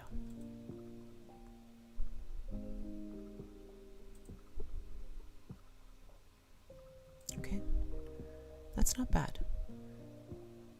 Right there. Pediatric occupational therapy. Our eyes tend to read a website in an F pattern, which is why you see so many websites laid out like this. Text on the right, or maybe in the middle, but text is never on the right. This is left. Sorry, my bad. I'm not very good with left and right. Something I've struggled with ever since I was a little kid. I don't know why. Text is usually on the left, sometimes in the middle, almost never on the right. And websites kind of tend to cascade down like that, with this F pattern. So our eyes naturally gravitate to this sort of area here when we're looking at a website. And it's probably because if we read a book, it's the same way, right? You're holding a book in your hand, you read left to right. And so it's the same with a website. English goes in that direction, makes sense. So as soon as we look at this site, we see pediatric occupational therapy. It's practically screaming at us. Perfect. That's what we want to see. Okay. Emerge pediatric therapy. Let's see. And you know what? I'm going to open these in separate tabs because we're going to need to come back to them anyway.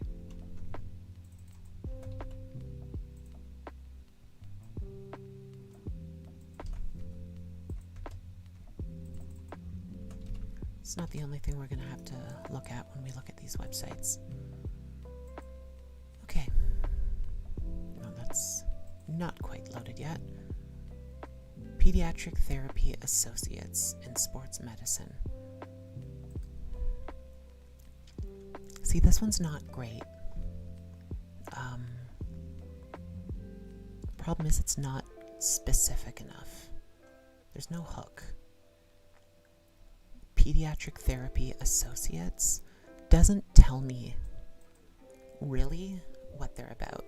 Is this pediatric psychotherapy? Is it pediatric physical therapy? Is it like there are a number of different fields of therapy one may seek out for their children. And this doesn't really tell me what this site is about. If I had a kid and I was searching for occupational therapy, I might stick around, I might not. And then there's all this text here. This is a nightmare. I'm not going to sit here and read paragraph after paragraph of stuff. Nope, not interested, just not interested at all. You got to be straightforward. You got to get to the point with your website. This one doesn't do it. So I'm going to say no. Let's take a look at Emerge Pediatric Therapy. This is better. This is better, okay? Creating confident kids through customized therapy. And then all this stuff going on in the background. That's pretty clearly telling me what this is about. It's clearly some sort of physical therapy, right? We see kids in this like jungle gym sort of thing. I still don't think it's great, but it's better. It passes, but just barely. We'll put it that way. Okay. So why do we care about this? It's clearly a design thing. Well, remember before when we talked about bounce rate? you have a high bounce rate, people aren't going to stick around. So that's a problem. And often when you have a high bounce rate, it has to do with your issues on your site, because people just aren't connecting with the message on your site. Why is this not working?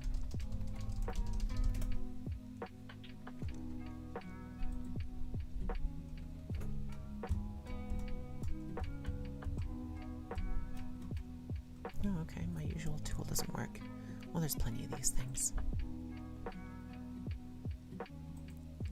Not married to any particular one. Okay, so I'm gonna check each one of these. Oops. Oh, all right.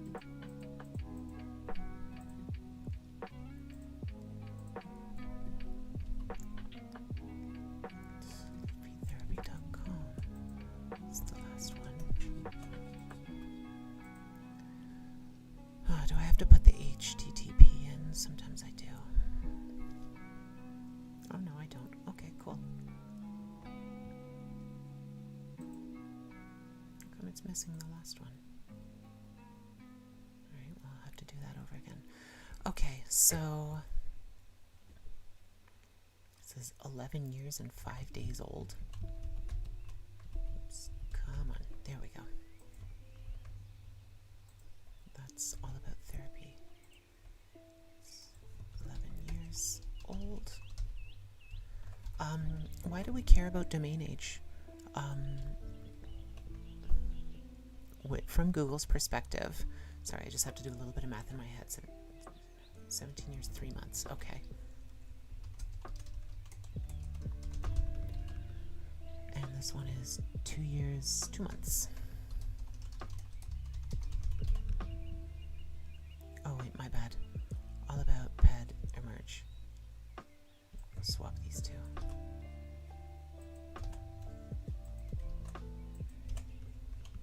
Ped is, yeah, that's right. Okay, so when Google is considering your site, they like to use older websites. And the reason for that is because they assume that you're more likely to have kind of a proven website if you've been around for a while. So, Feed Therapy is 1 year, 11 months about.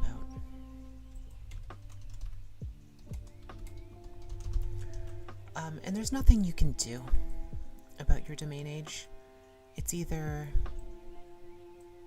the oldest or it isn't. In this case, our client is the weakest of the 4 here. I can't do anything about it, but it's worth knowing anyway.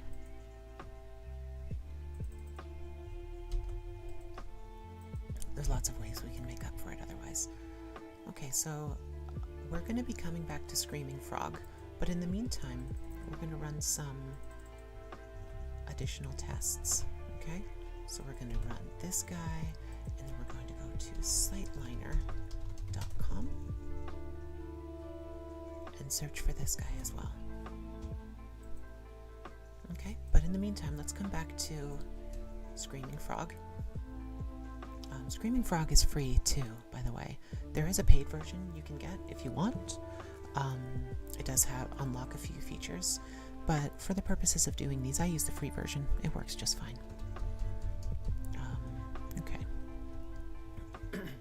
So what are we looking for here? We're looking for the next 3 items in our list here.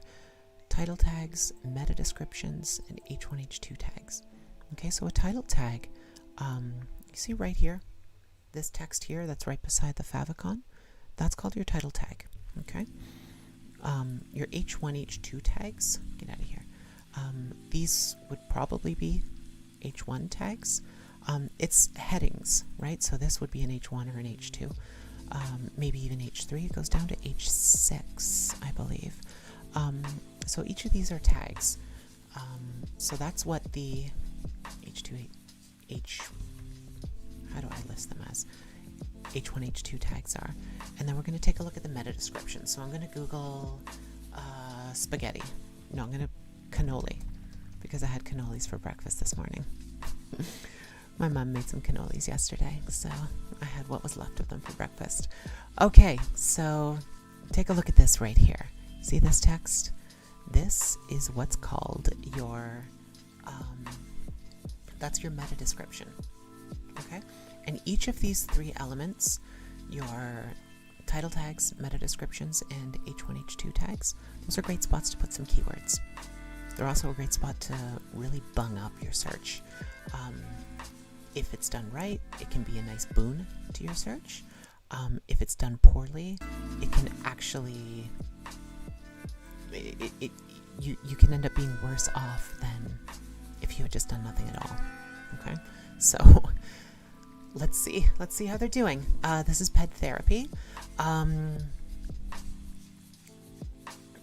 So title, that's referring to the title tags. So these guys here, right? Get out of here, cannolis.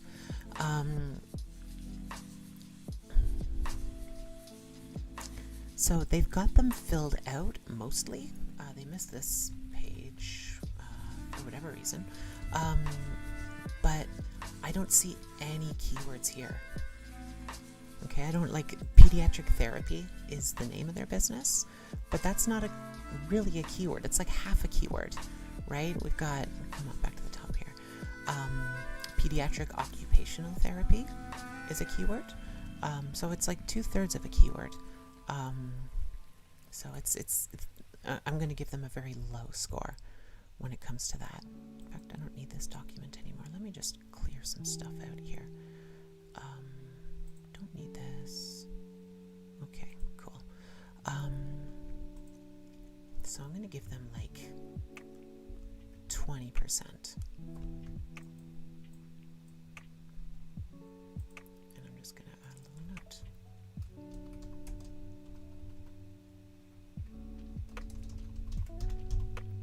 No keywords. You know what? I'm going to give them even lower. I'm going to give them a 0 because they have no keywords. Okay, so let's take a look at the meta descriptions. Okay. So first of all, you can see like 2/3 of them are missing.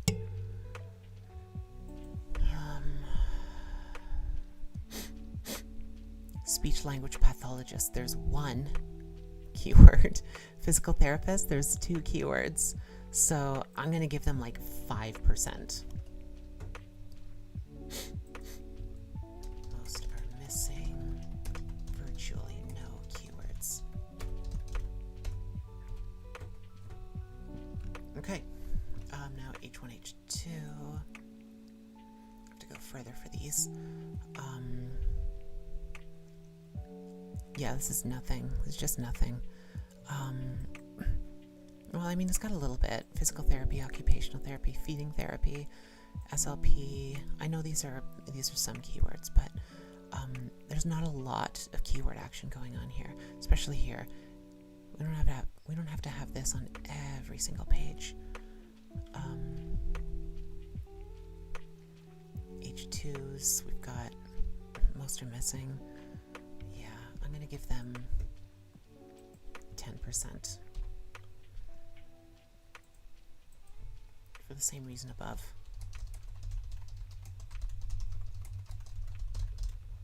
Okay. Now we want to take a look at the average words per page. And I fear that I had closed this Excel document prematurely because I'm going to need it. Okay, so word count. Let's start from there. Why do we care about this? Remember before, earlier in this analysis, we were talking about how Google likes pages with more, or sites with more indexed pages, because they realize that the more pages you have, the more likely you are to have what people are looking for. That's true with the amount of words on a page as well. You have a whole bunch of, oops, no, we don't want a sum, we want an average. You have a site that has 500 pages, but like 20 words per page. It's not really any good to anybody. 936 pages, or words. 936 words per page. That's pretty damn good.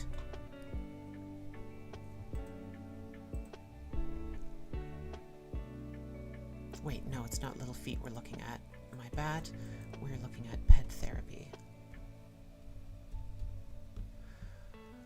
Okay, uncategorized blog articles. Let's take a look at that. That's a sign of that's another canary in the mine shaft moment. If you have uncategorized blog articles on your site, it's kind of a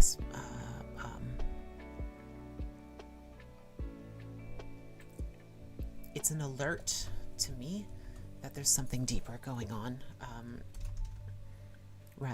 Sorry, let me rewind for a moment. This is what happens sometimes when I try to think and speak at the same time about two different things.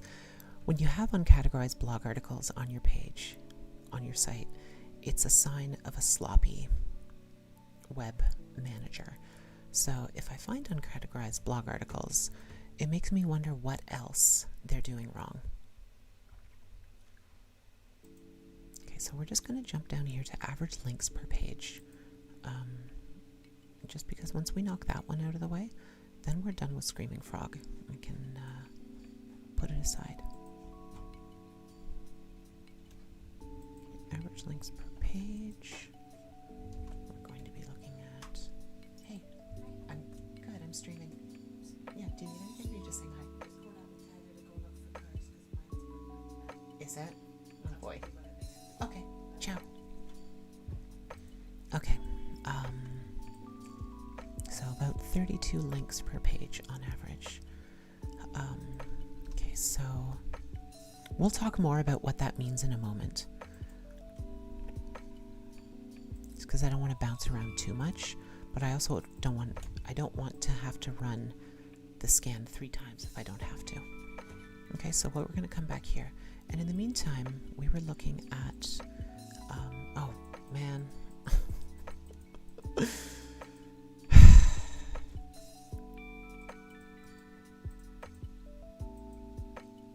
These damn CAPTCHA things are the bane of my existence.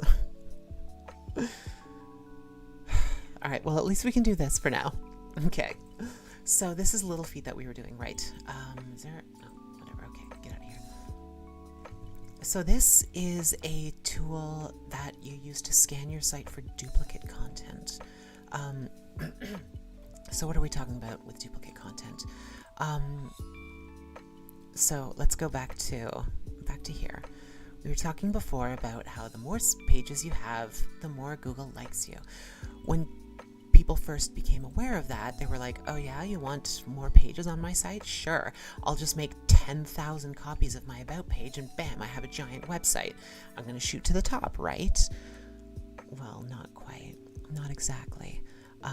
It's not what Google had in mind, and so they began punishing websites that had duplicate content on the site. Some people think it's not as big a deal as it used to be, and that may be true, but I still think it's an important metric to keep an eye on. So we take a look at the amount of duplicate content on your site. So duplicate content and unique content are pretty straightforward. Unique is not on any other site. Duplicate is found on at least, or not on any other page on your site, sorry. Duplicate content is found on at least 2 pages on your site.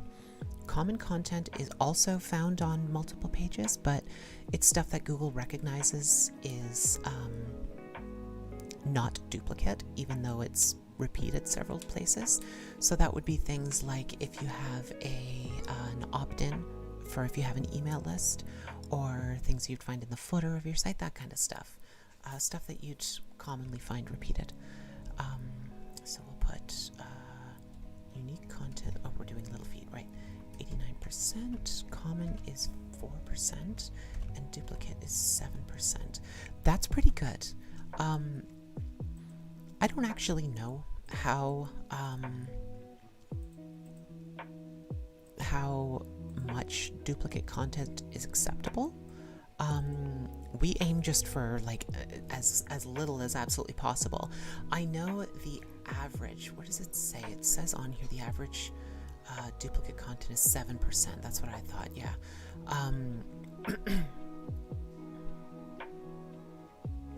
Oh wait, no, sorry. The median, 31% is the median for other sites. That's too high. I try to aim for lower than 10%. Because again, I don't know exactly what Google accepts and what they don't. So I just go, I err on the side of caution. Okay, so mobile friendly. Little Feet is mobile friendly. That's great. So when we say mobile friendly, we don't necessarily mean it has a mobile version, although that's often what it means. But it has to have a mobile version that functions well. So some older websites that have mobile versions are not very good, and so Google has become a little more sophisticated with analyzing mobile versions of sites, because when the mobile versions of, I mean, we've been using these things for, I don't know, 10 years or so now, and what am I missing? Oh yeah, the mobile versions of sites that came out 10 years ago are a little different than the ones that came out now. We've gotten, that's why. Google's gotten more sophisticated at recognizing the quality of mobile sites, and so they've changed their metrics for what they're looking for. So just because you have a mobile responsive website is a term that used to be thrown around a lot, or you have a site designed with mobile in mind, doesn't necessarily mean it's going to be, Google is going to look at it as mobile friendly. Okay, so let's see what they think about All About Therapy for Kids. Yeah, that one's mobile friendly. Cool. Okay. Okay, we'll run this guy too. Get out of here.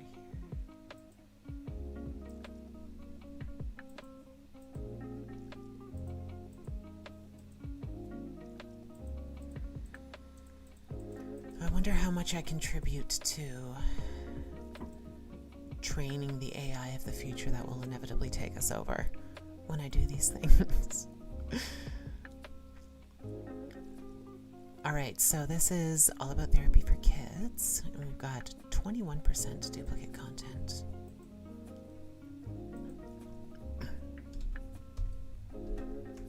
24% common, and 55% unique. So that's too high. So I'm going to say red for them. And common I just leave blank because I don't really know.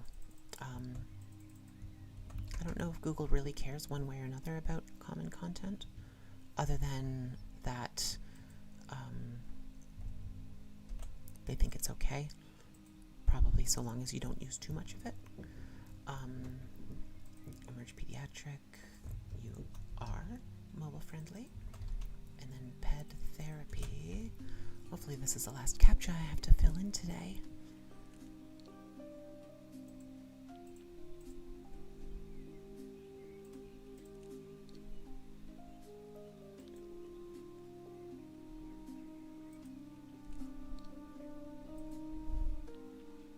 Okay, we'll let those guys run. And in the meantime, let's come back to Screaming Frog. Okay. So we're looking at Emerge Pediatric. And we're going to take a look at their metadata. Okay. So obviously we only care about these ones that are status code 200. And then indexable as well. Okay, so we're looking at these, where it says status code. 200 just means it's a normally functioning web page, just like any web page you've ever been to. Scroll down a little bit, we find 301. That means this page here, or any ones of these pages or images or whatever, were deleted. But they didn't want to create an error, so they did what they should have done, which is to set up a 301 redirect. So if I put in this URL here, it will redirect to another page on their site to say, yeah, this page doesn't exist anymore, but here's another page that's similar. Often people just send it to the home page, and that's fine. So 301 redirects are very common. There's nothing wrong with them. Okay. 404, on the other hand, is what happens when you don't set up a 301 redirect. Okay, so let's take a look at these title tags.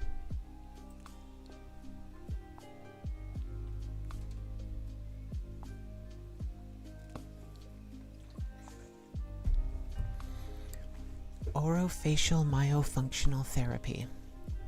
No wonder people shorten that to OMT. That's a mouthful.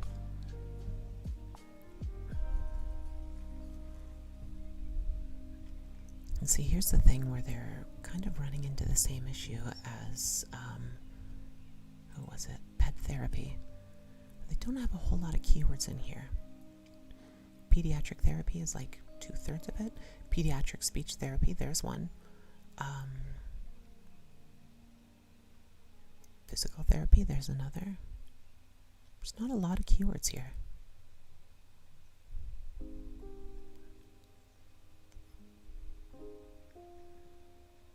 Yeah, it's not great. It's better. I'll give them maybe 20%.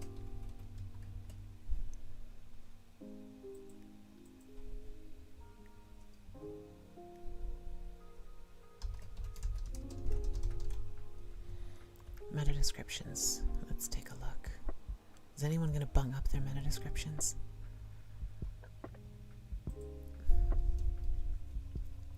Doesn't look like it.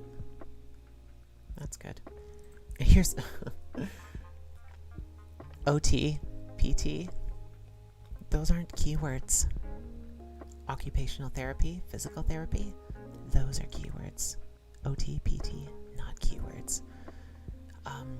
We did find, okay, well, I closed it already. We did find OT and PT in there, and I know it's a big, where the hell am I going? It's a big phrase to type out, so you don't always want to put it in, but it's important to put those keywords in. Use the copy-paste button, because there's no point in having, if you're doing SEO and you don't have your keywords on your site, you're wasting your time. So here's what I always like to check. We'll go the other way. We talked about duplicate content, right? One way to add duplicate content on your site, you shouldn't be doing this, by the way, but one way to do it is by just copy-pasting your meta description for every page. They haven't been doing it here, which is good, but if they were doing it, that would be a problem for them. So I'm going to give them for that probably about the same.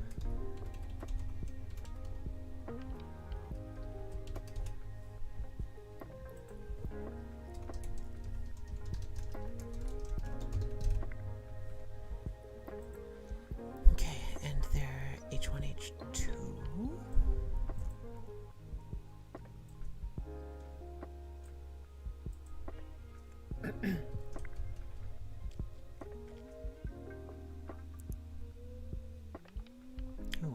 Is this organized properly? No, yeah, we're good. Okay.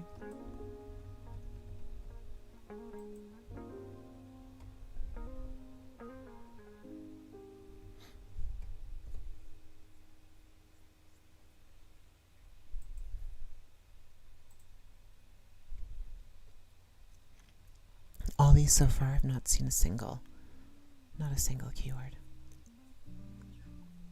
Brutal, absolutely brutal.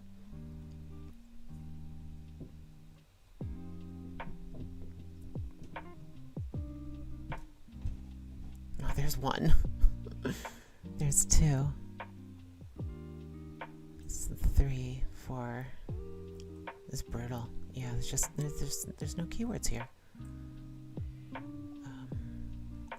Nothing in that column at all. It's just no good, you know? You want to be including in your tags the sorts of things that we see in our keywords. So let's come back to, take a look down here. You know, occupational therapy for kids. If you know your SEO, if you're doing your SEO at even like the most rudimentary level, you'll start by doing keyword research. Okay? And when you do your keyword research, you're going to find your keywords, for God's sake.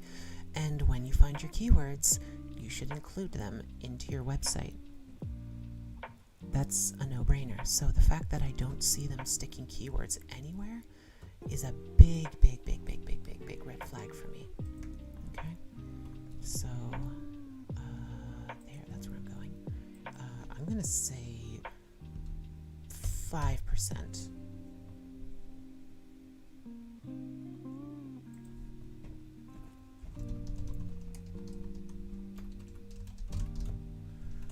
Okay, let's come back to average words per page.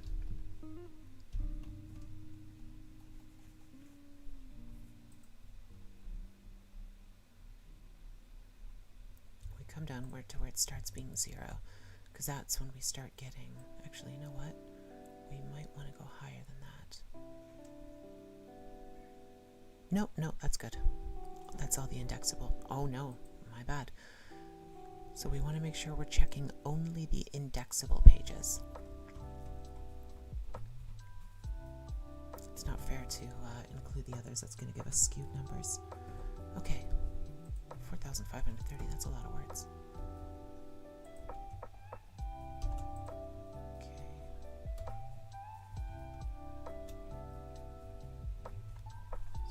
So we're going to do average. 514. That's too low.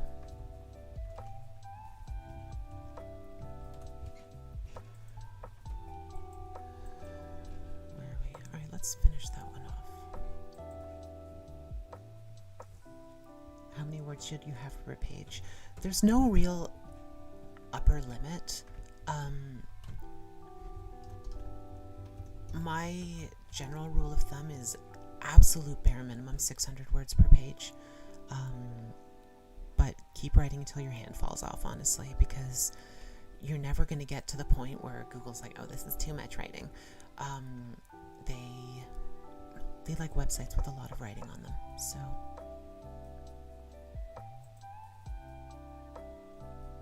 keep writing. Okay, duplicate content 17%, not as bad. Common content 40%. Ooh. Unique content 42%. Pardon me.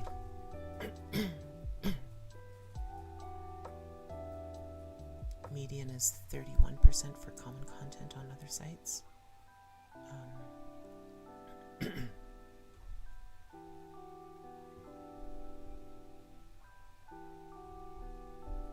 Okay.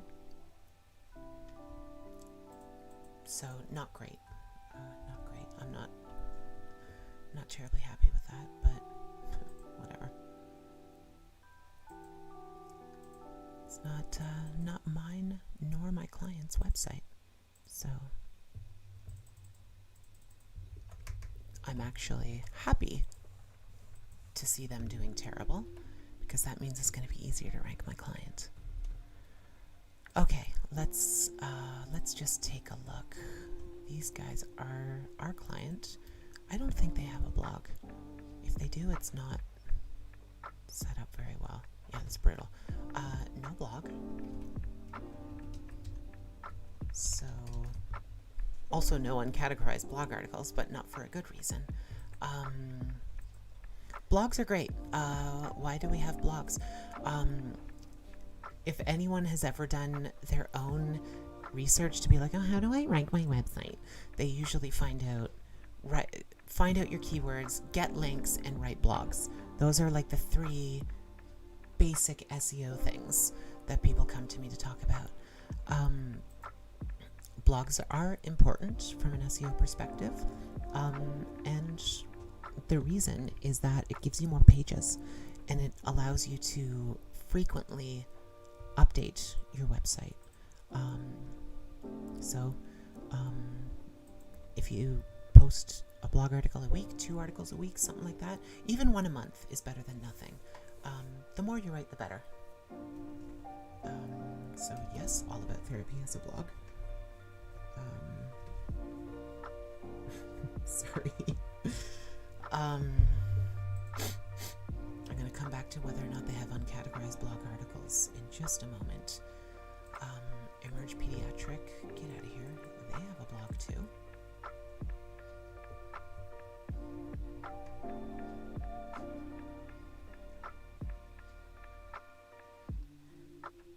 And it's regularly updated, so good for them. And do they have uncategorized blog articles? That we can tell through Screaming Frog. It's Emerge, yeah, that's what we're looking for. Okay, so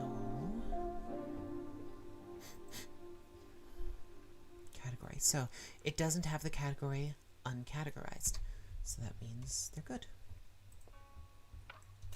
No, oops, wrong one.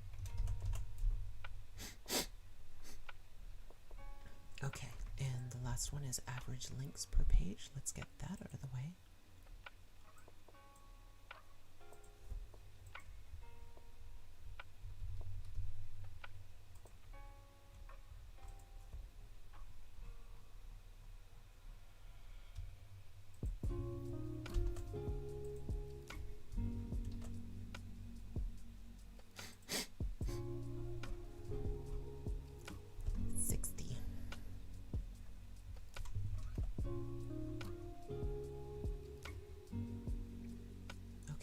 So I'm going to scan All About Therapy for Kids again.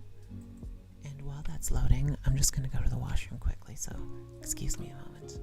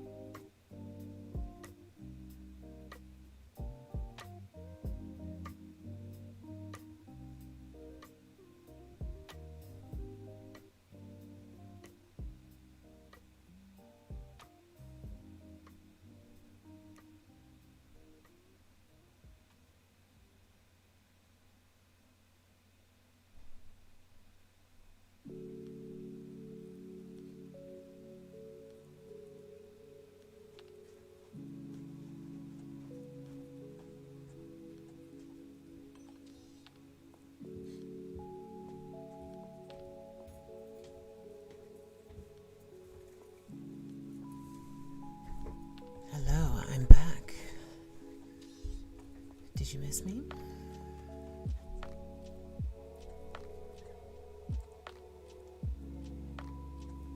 Okay, so let's take a look at where we're at now.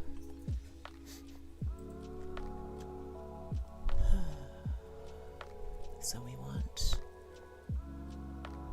status code 200 and indexable. That goes quite a ways down. Okay, so we'll start going up from there. Okay, so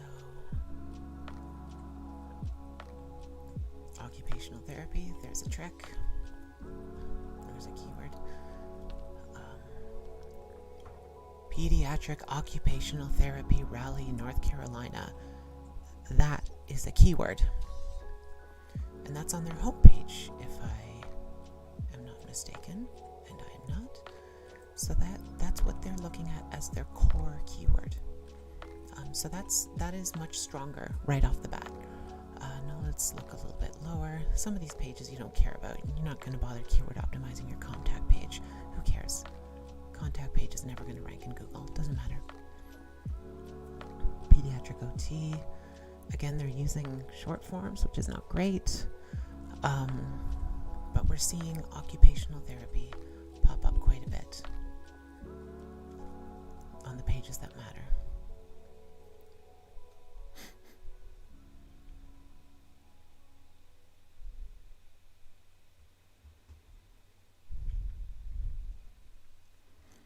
Occupational therapy, children with autism. Those are good. That's some keyword-oriented stuff right there. Not bad, not great.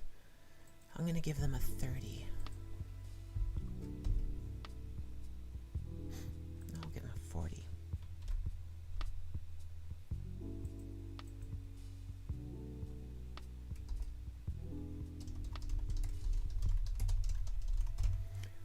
Mediocre keyword targeting. I was a little surprised. I was excited at first because of how terrible the other sites are.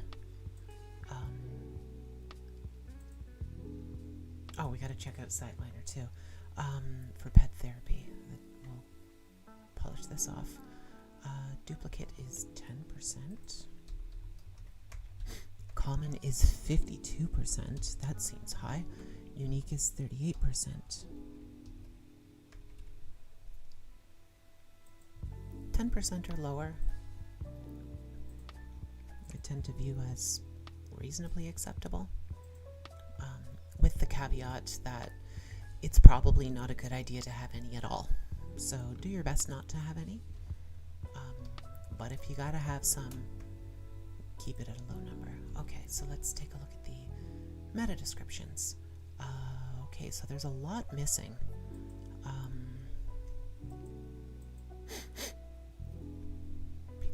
Okay, so we've got some keyword placement going on here.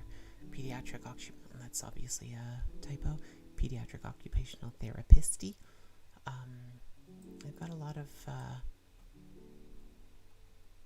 lots of keywords there. It's a little too long, honestly. Whatever.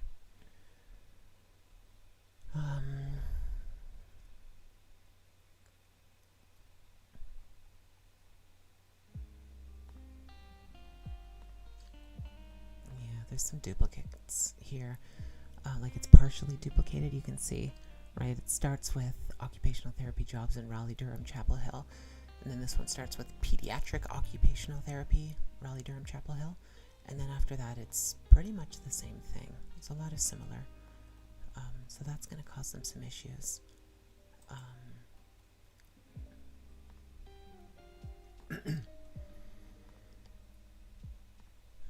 Yeah, I'm going to give them a 10%.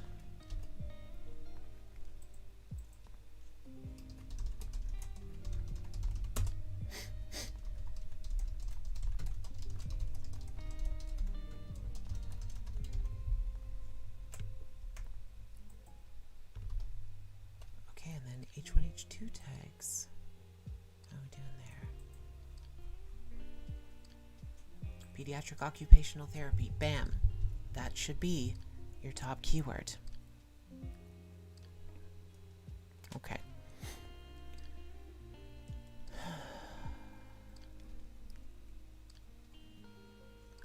toward the end. These are a lot. They can be kind of tiring to do. But hey, you gotta do what you gotta do, or whatever. Okay, so we've got some keywords going on here. There's one, here's some, there's one, there's some. Again, it's just you're missing out on a lot of opportunities. There are a lot of pages that say occupational therapist. It's understandable because that's what their business is, after all.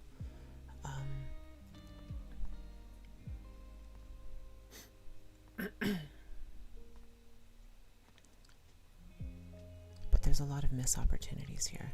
Occupational therapy blog, okay.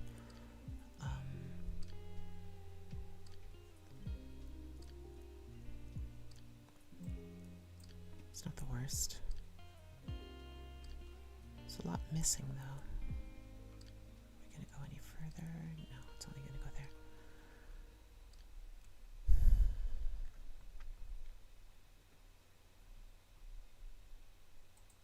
I'm going to give them the same, because so many of them are missing. Maybe I'll put 15%. Because, yeah, so many are missing, and it's, they're slacking for sure.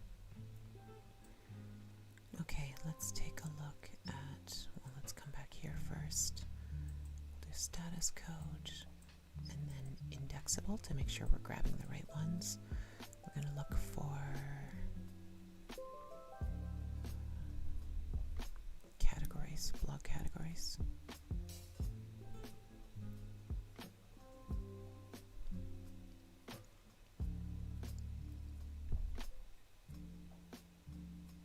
Don't see any. Okay.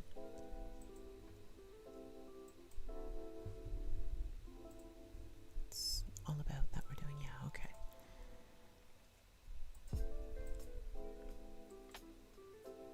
So let's take a look at this.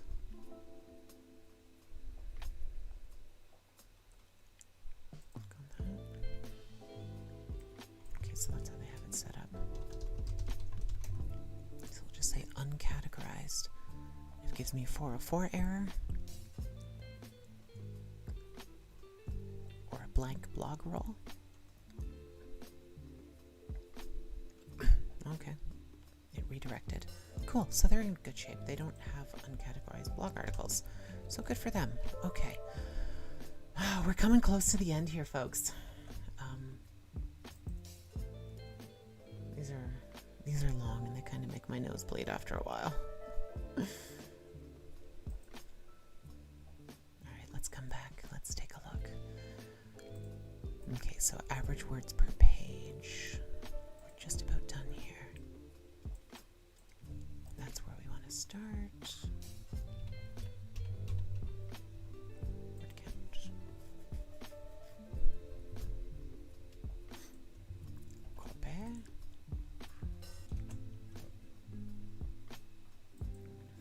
Oops, not the sum, but the average. 479. That is low. Okay, and then average links per page.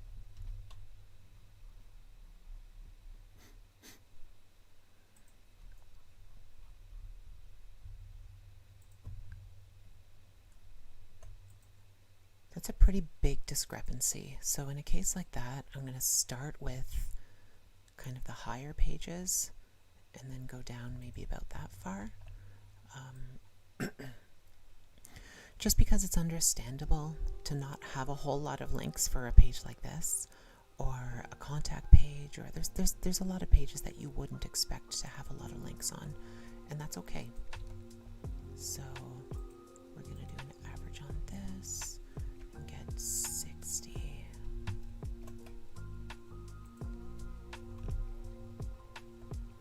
Okay, so we're almost done with Screaming Frog.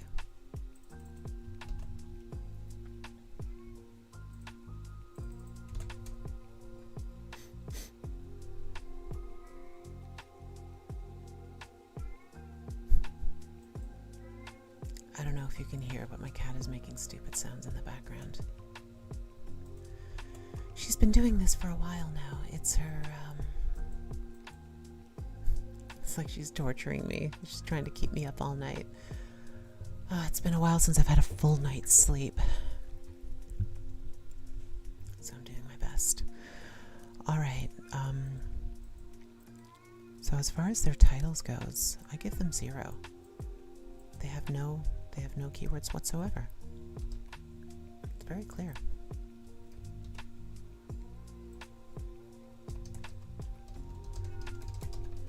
It's so much easier to check a site when there's only 5 pages. Meta description. There is 1.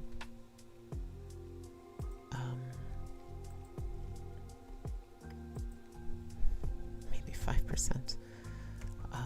Just because that's kind of a keyword, but they could do a lot more. I'll do 10%.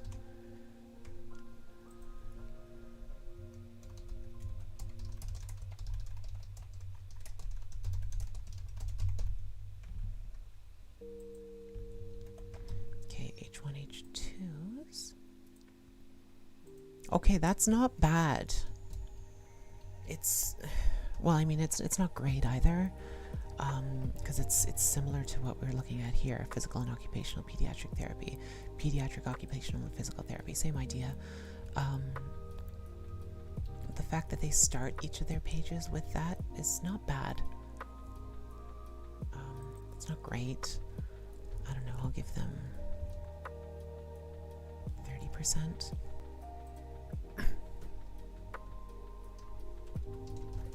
Mediocre keyword targeting, we'll say. Okay, average word count, that'll be easy. Average links is 5, that's very straightforward.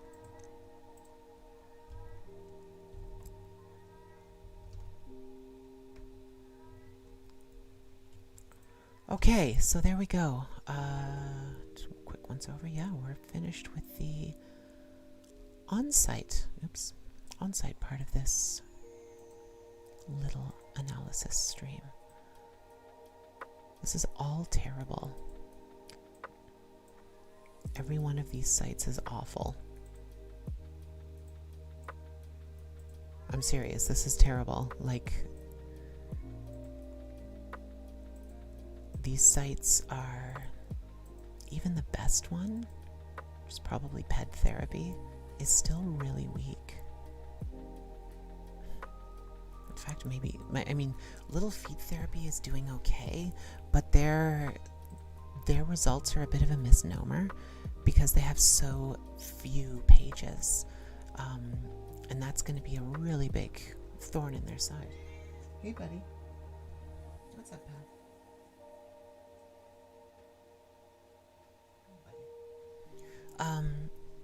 Yeah, having only 5 pages is going to be a major issue compared to these 2 juggernauts, but also even this site. And as we noted, these 3 sites are pretty much vying for the top spots. So the good news is we probably don't need a mass amount of pages like these guys do, especially since this one at least has been around for so long. These guys seem to just be spraying everything out there. But they've only been around for 2 years, and they're clearly the front runner, or a front runner. These guys are the strongest, clearly, because it's a combination of they've been around for a long time and they have big site. These guys have been around for a long time and they have a small site. These guys are new and they have a big site. So if we build a bigger site for Little Feet Therapy, I'm confident we can get them ranked without too much difficulty. Okay, so average links per page, let's talk about that. A link is, well, it's a link. You guys know what a link is. They go from one site to another. The little blue text you click on, you go somewhere. Link scanners are notoriously unreliable when it comes to giving you the actual number of links to a site. Okay, because you just can't know all the links out there. You'd have to scan the entire internet. You'd be there for like years. You don't have the computing power, and I certainly don't either.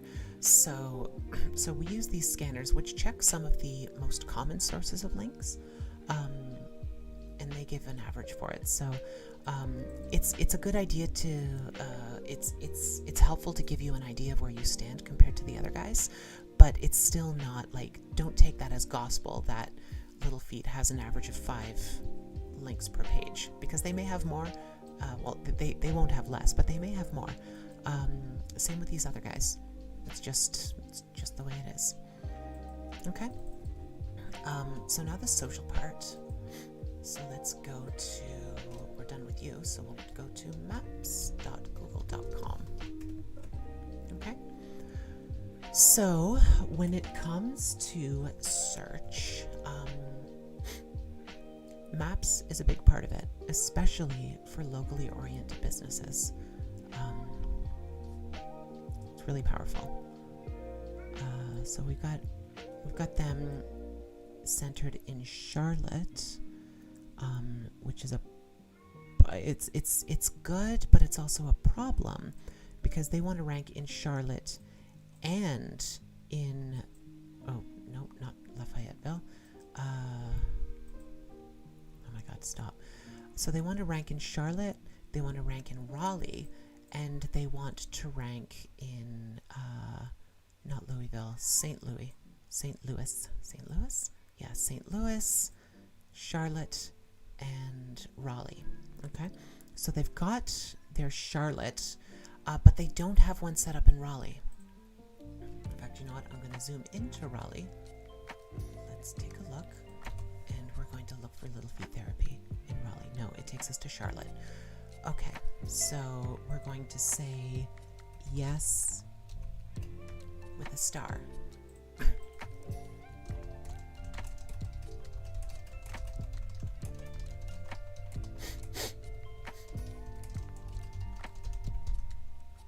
You know what? We'll say no with a star.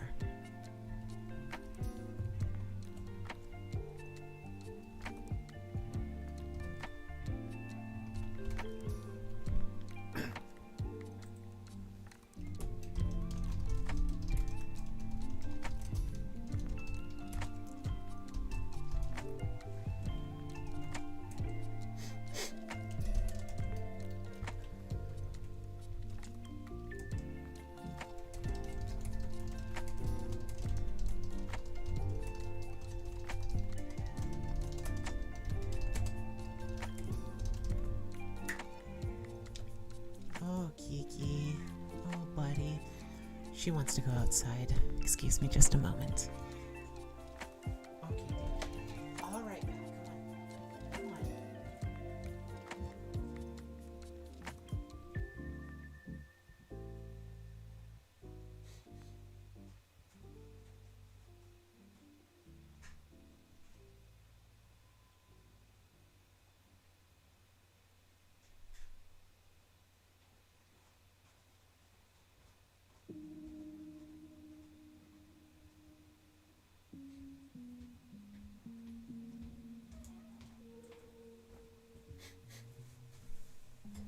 I'm back. Hello.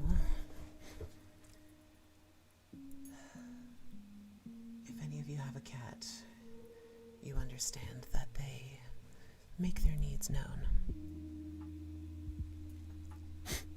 Okay, so I'm going to say not applicable for everything here because they don't have a Google My Business location set up for Raleigh. So that's a big thing. Google Maps is one of the biggest search engines in the world. A lot of people don't think about it, but yeah, it's big. So it's a good idea to have a location. All right, so let's take a look at All About Therapy for Kids. Are they on Google Maps?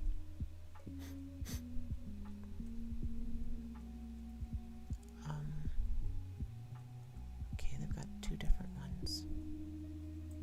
Oh, because they've got multiple locations. Okay. Aren't y'all fancy? Okay.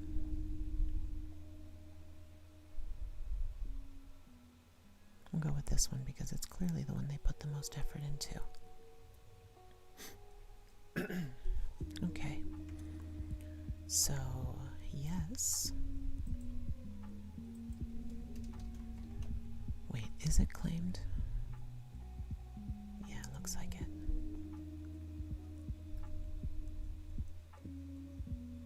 Great. Okay. NAP plus W complete. What's that mean? It means name, address, phone number, website. So name, address, phone number, website. We're good there. Does it match what's on their website? Let's find out. This is all about, yeah, that's right. Okay. 4486018. Yep.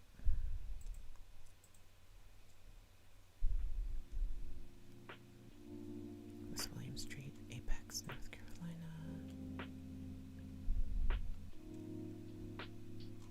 Does that match one of the other pages?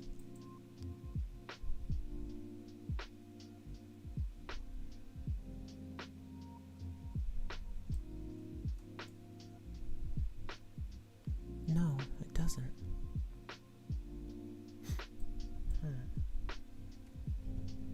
Okay, so no. Do their business hours match their website?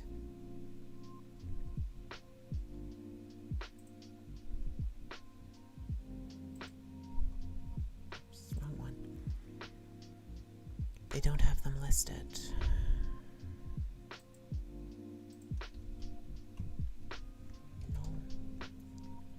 Photos added? Do they have any photos?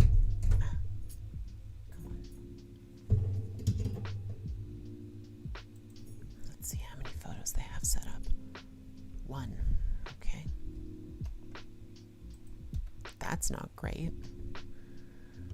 Google Posts used. Yes, they do have Google Posts. Number of reviews, 33, and it was 4.8, I believe. Great. So, for those of you following at home, if you have a locally based service-oriented business, it's absolutely critical to have a Google My Business page. All the metrics that I'm going through right now are the metrics you should be paying attention to on your Google My Business page. If you add photos, if you get reviews, if you add Google Posts, these are great things to make a big difference for your business.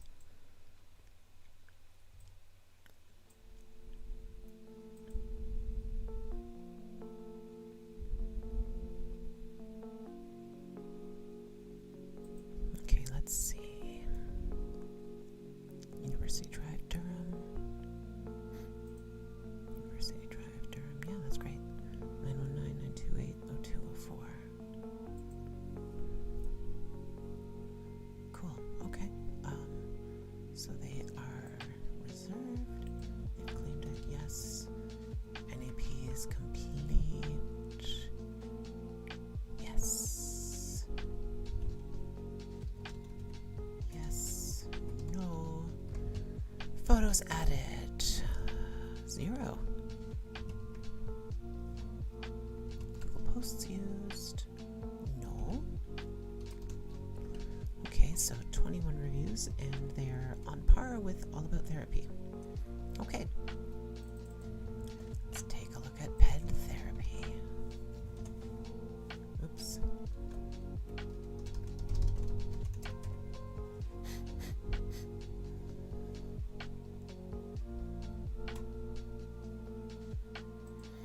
Okay, this is the last one for Google My Business.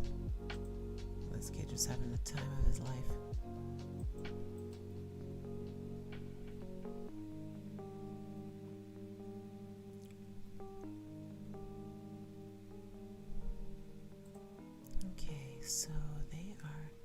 Southeast Cary Parkway, Suite 200.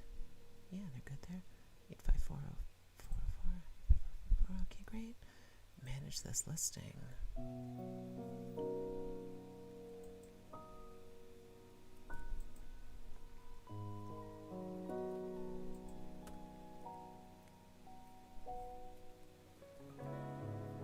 So that's interesting. Doesn't look like it's claimed.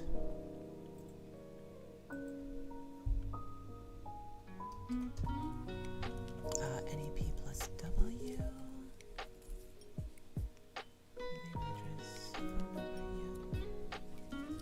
Yes. Check that, yes. Business hours. Okay, Thursday 8:30 to 6:30. Friday 8 to 4:30. Oh no, they don't have hours at all. Okay, so no. Photos added, 0. Google posts used, no. Number of reviews, 15. Average is 4.5. Okay, so a lot of no's here.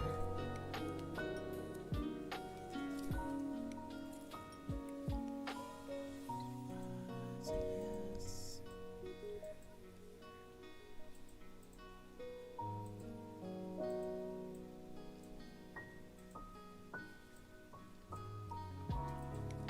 Okay, so these guys win because they have one photo. That's pathetic.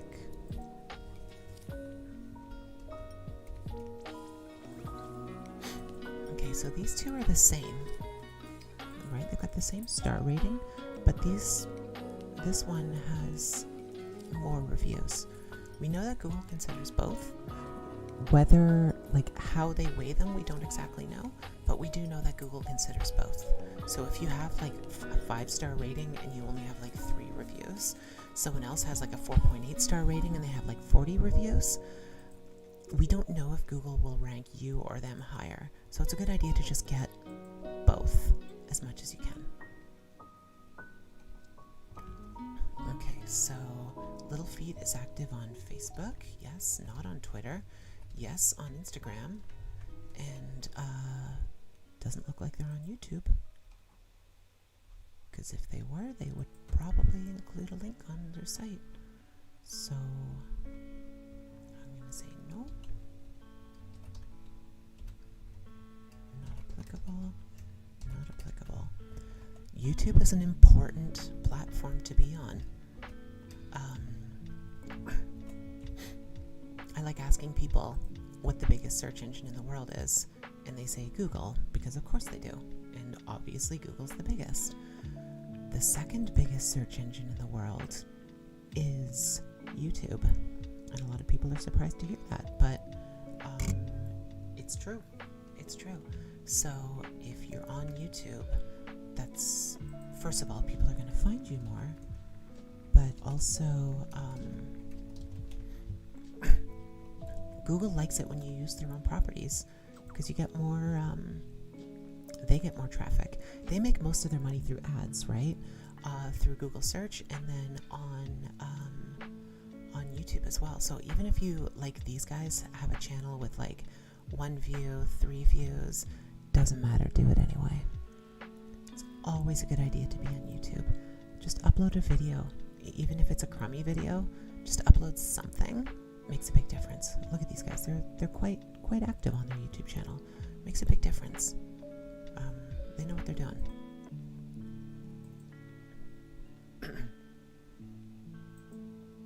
Alright, so they've also got links in their doobly-doo as well, so that's great. So we'll say 3 weeks ago, and links and videos, yes. Good job, allaboutTherapyforkids.com. Okay, so we can close you. We can close you. We're almost at the end here. We've got Facebook, Pinterest, and Instagram. Pinterest is an unusual choice. Not bad to be on Pinterest. It's just, it's usually not the first thing people go for. Damn thing.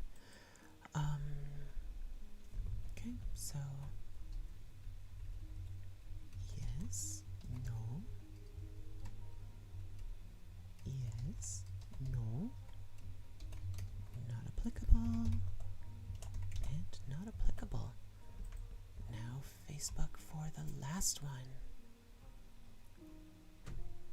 You've only got Facebook. No Twitter, no Instagram. Well, before I start casting judgment too heavily, let's see if they've got any links on here. Oh, would you piss off?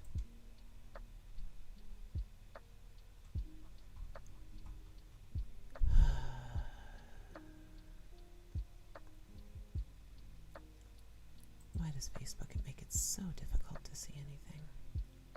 No, there's no links anywhere else. Okay. So they've just got, well, Google Maps, Google My Business rather, and that's it. Okay. So that, my friends, is that. It's a lot, I know. But that's what we go through when it comes to figuring out where someone's at from a search perspective.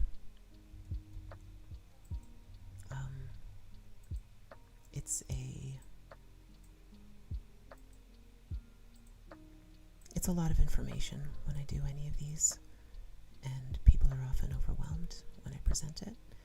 But that's part of why when I present these documents, there are several pages at the end. Oops, not there. Going through a glossary, going through everything we talked about, why people should care about everything. So anyway, let's go back to the top here. And I mean, it's very clear that Little Feet Therapy is ranking the poorest of everybody here. We're specifically talking about Raleigh, so there's a number of reasons here. There's a whole lot of red, and we need to address that. I'll be talking to the client about that. Thanks for joining me here. I do these every once in a while, whenever someone hires me to do one.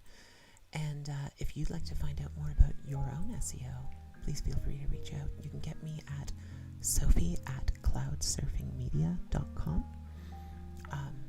or you can follow me on Instagram. Pardon me.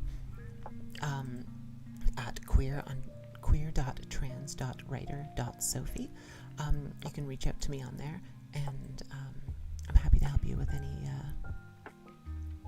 SEO needs you have.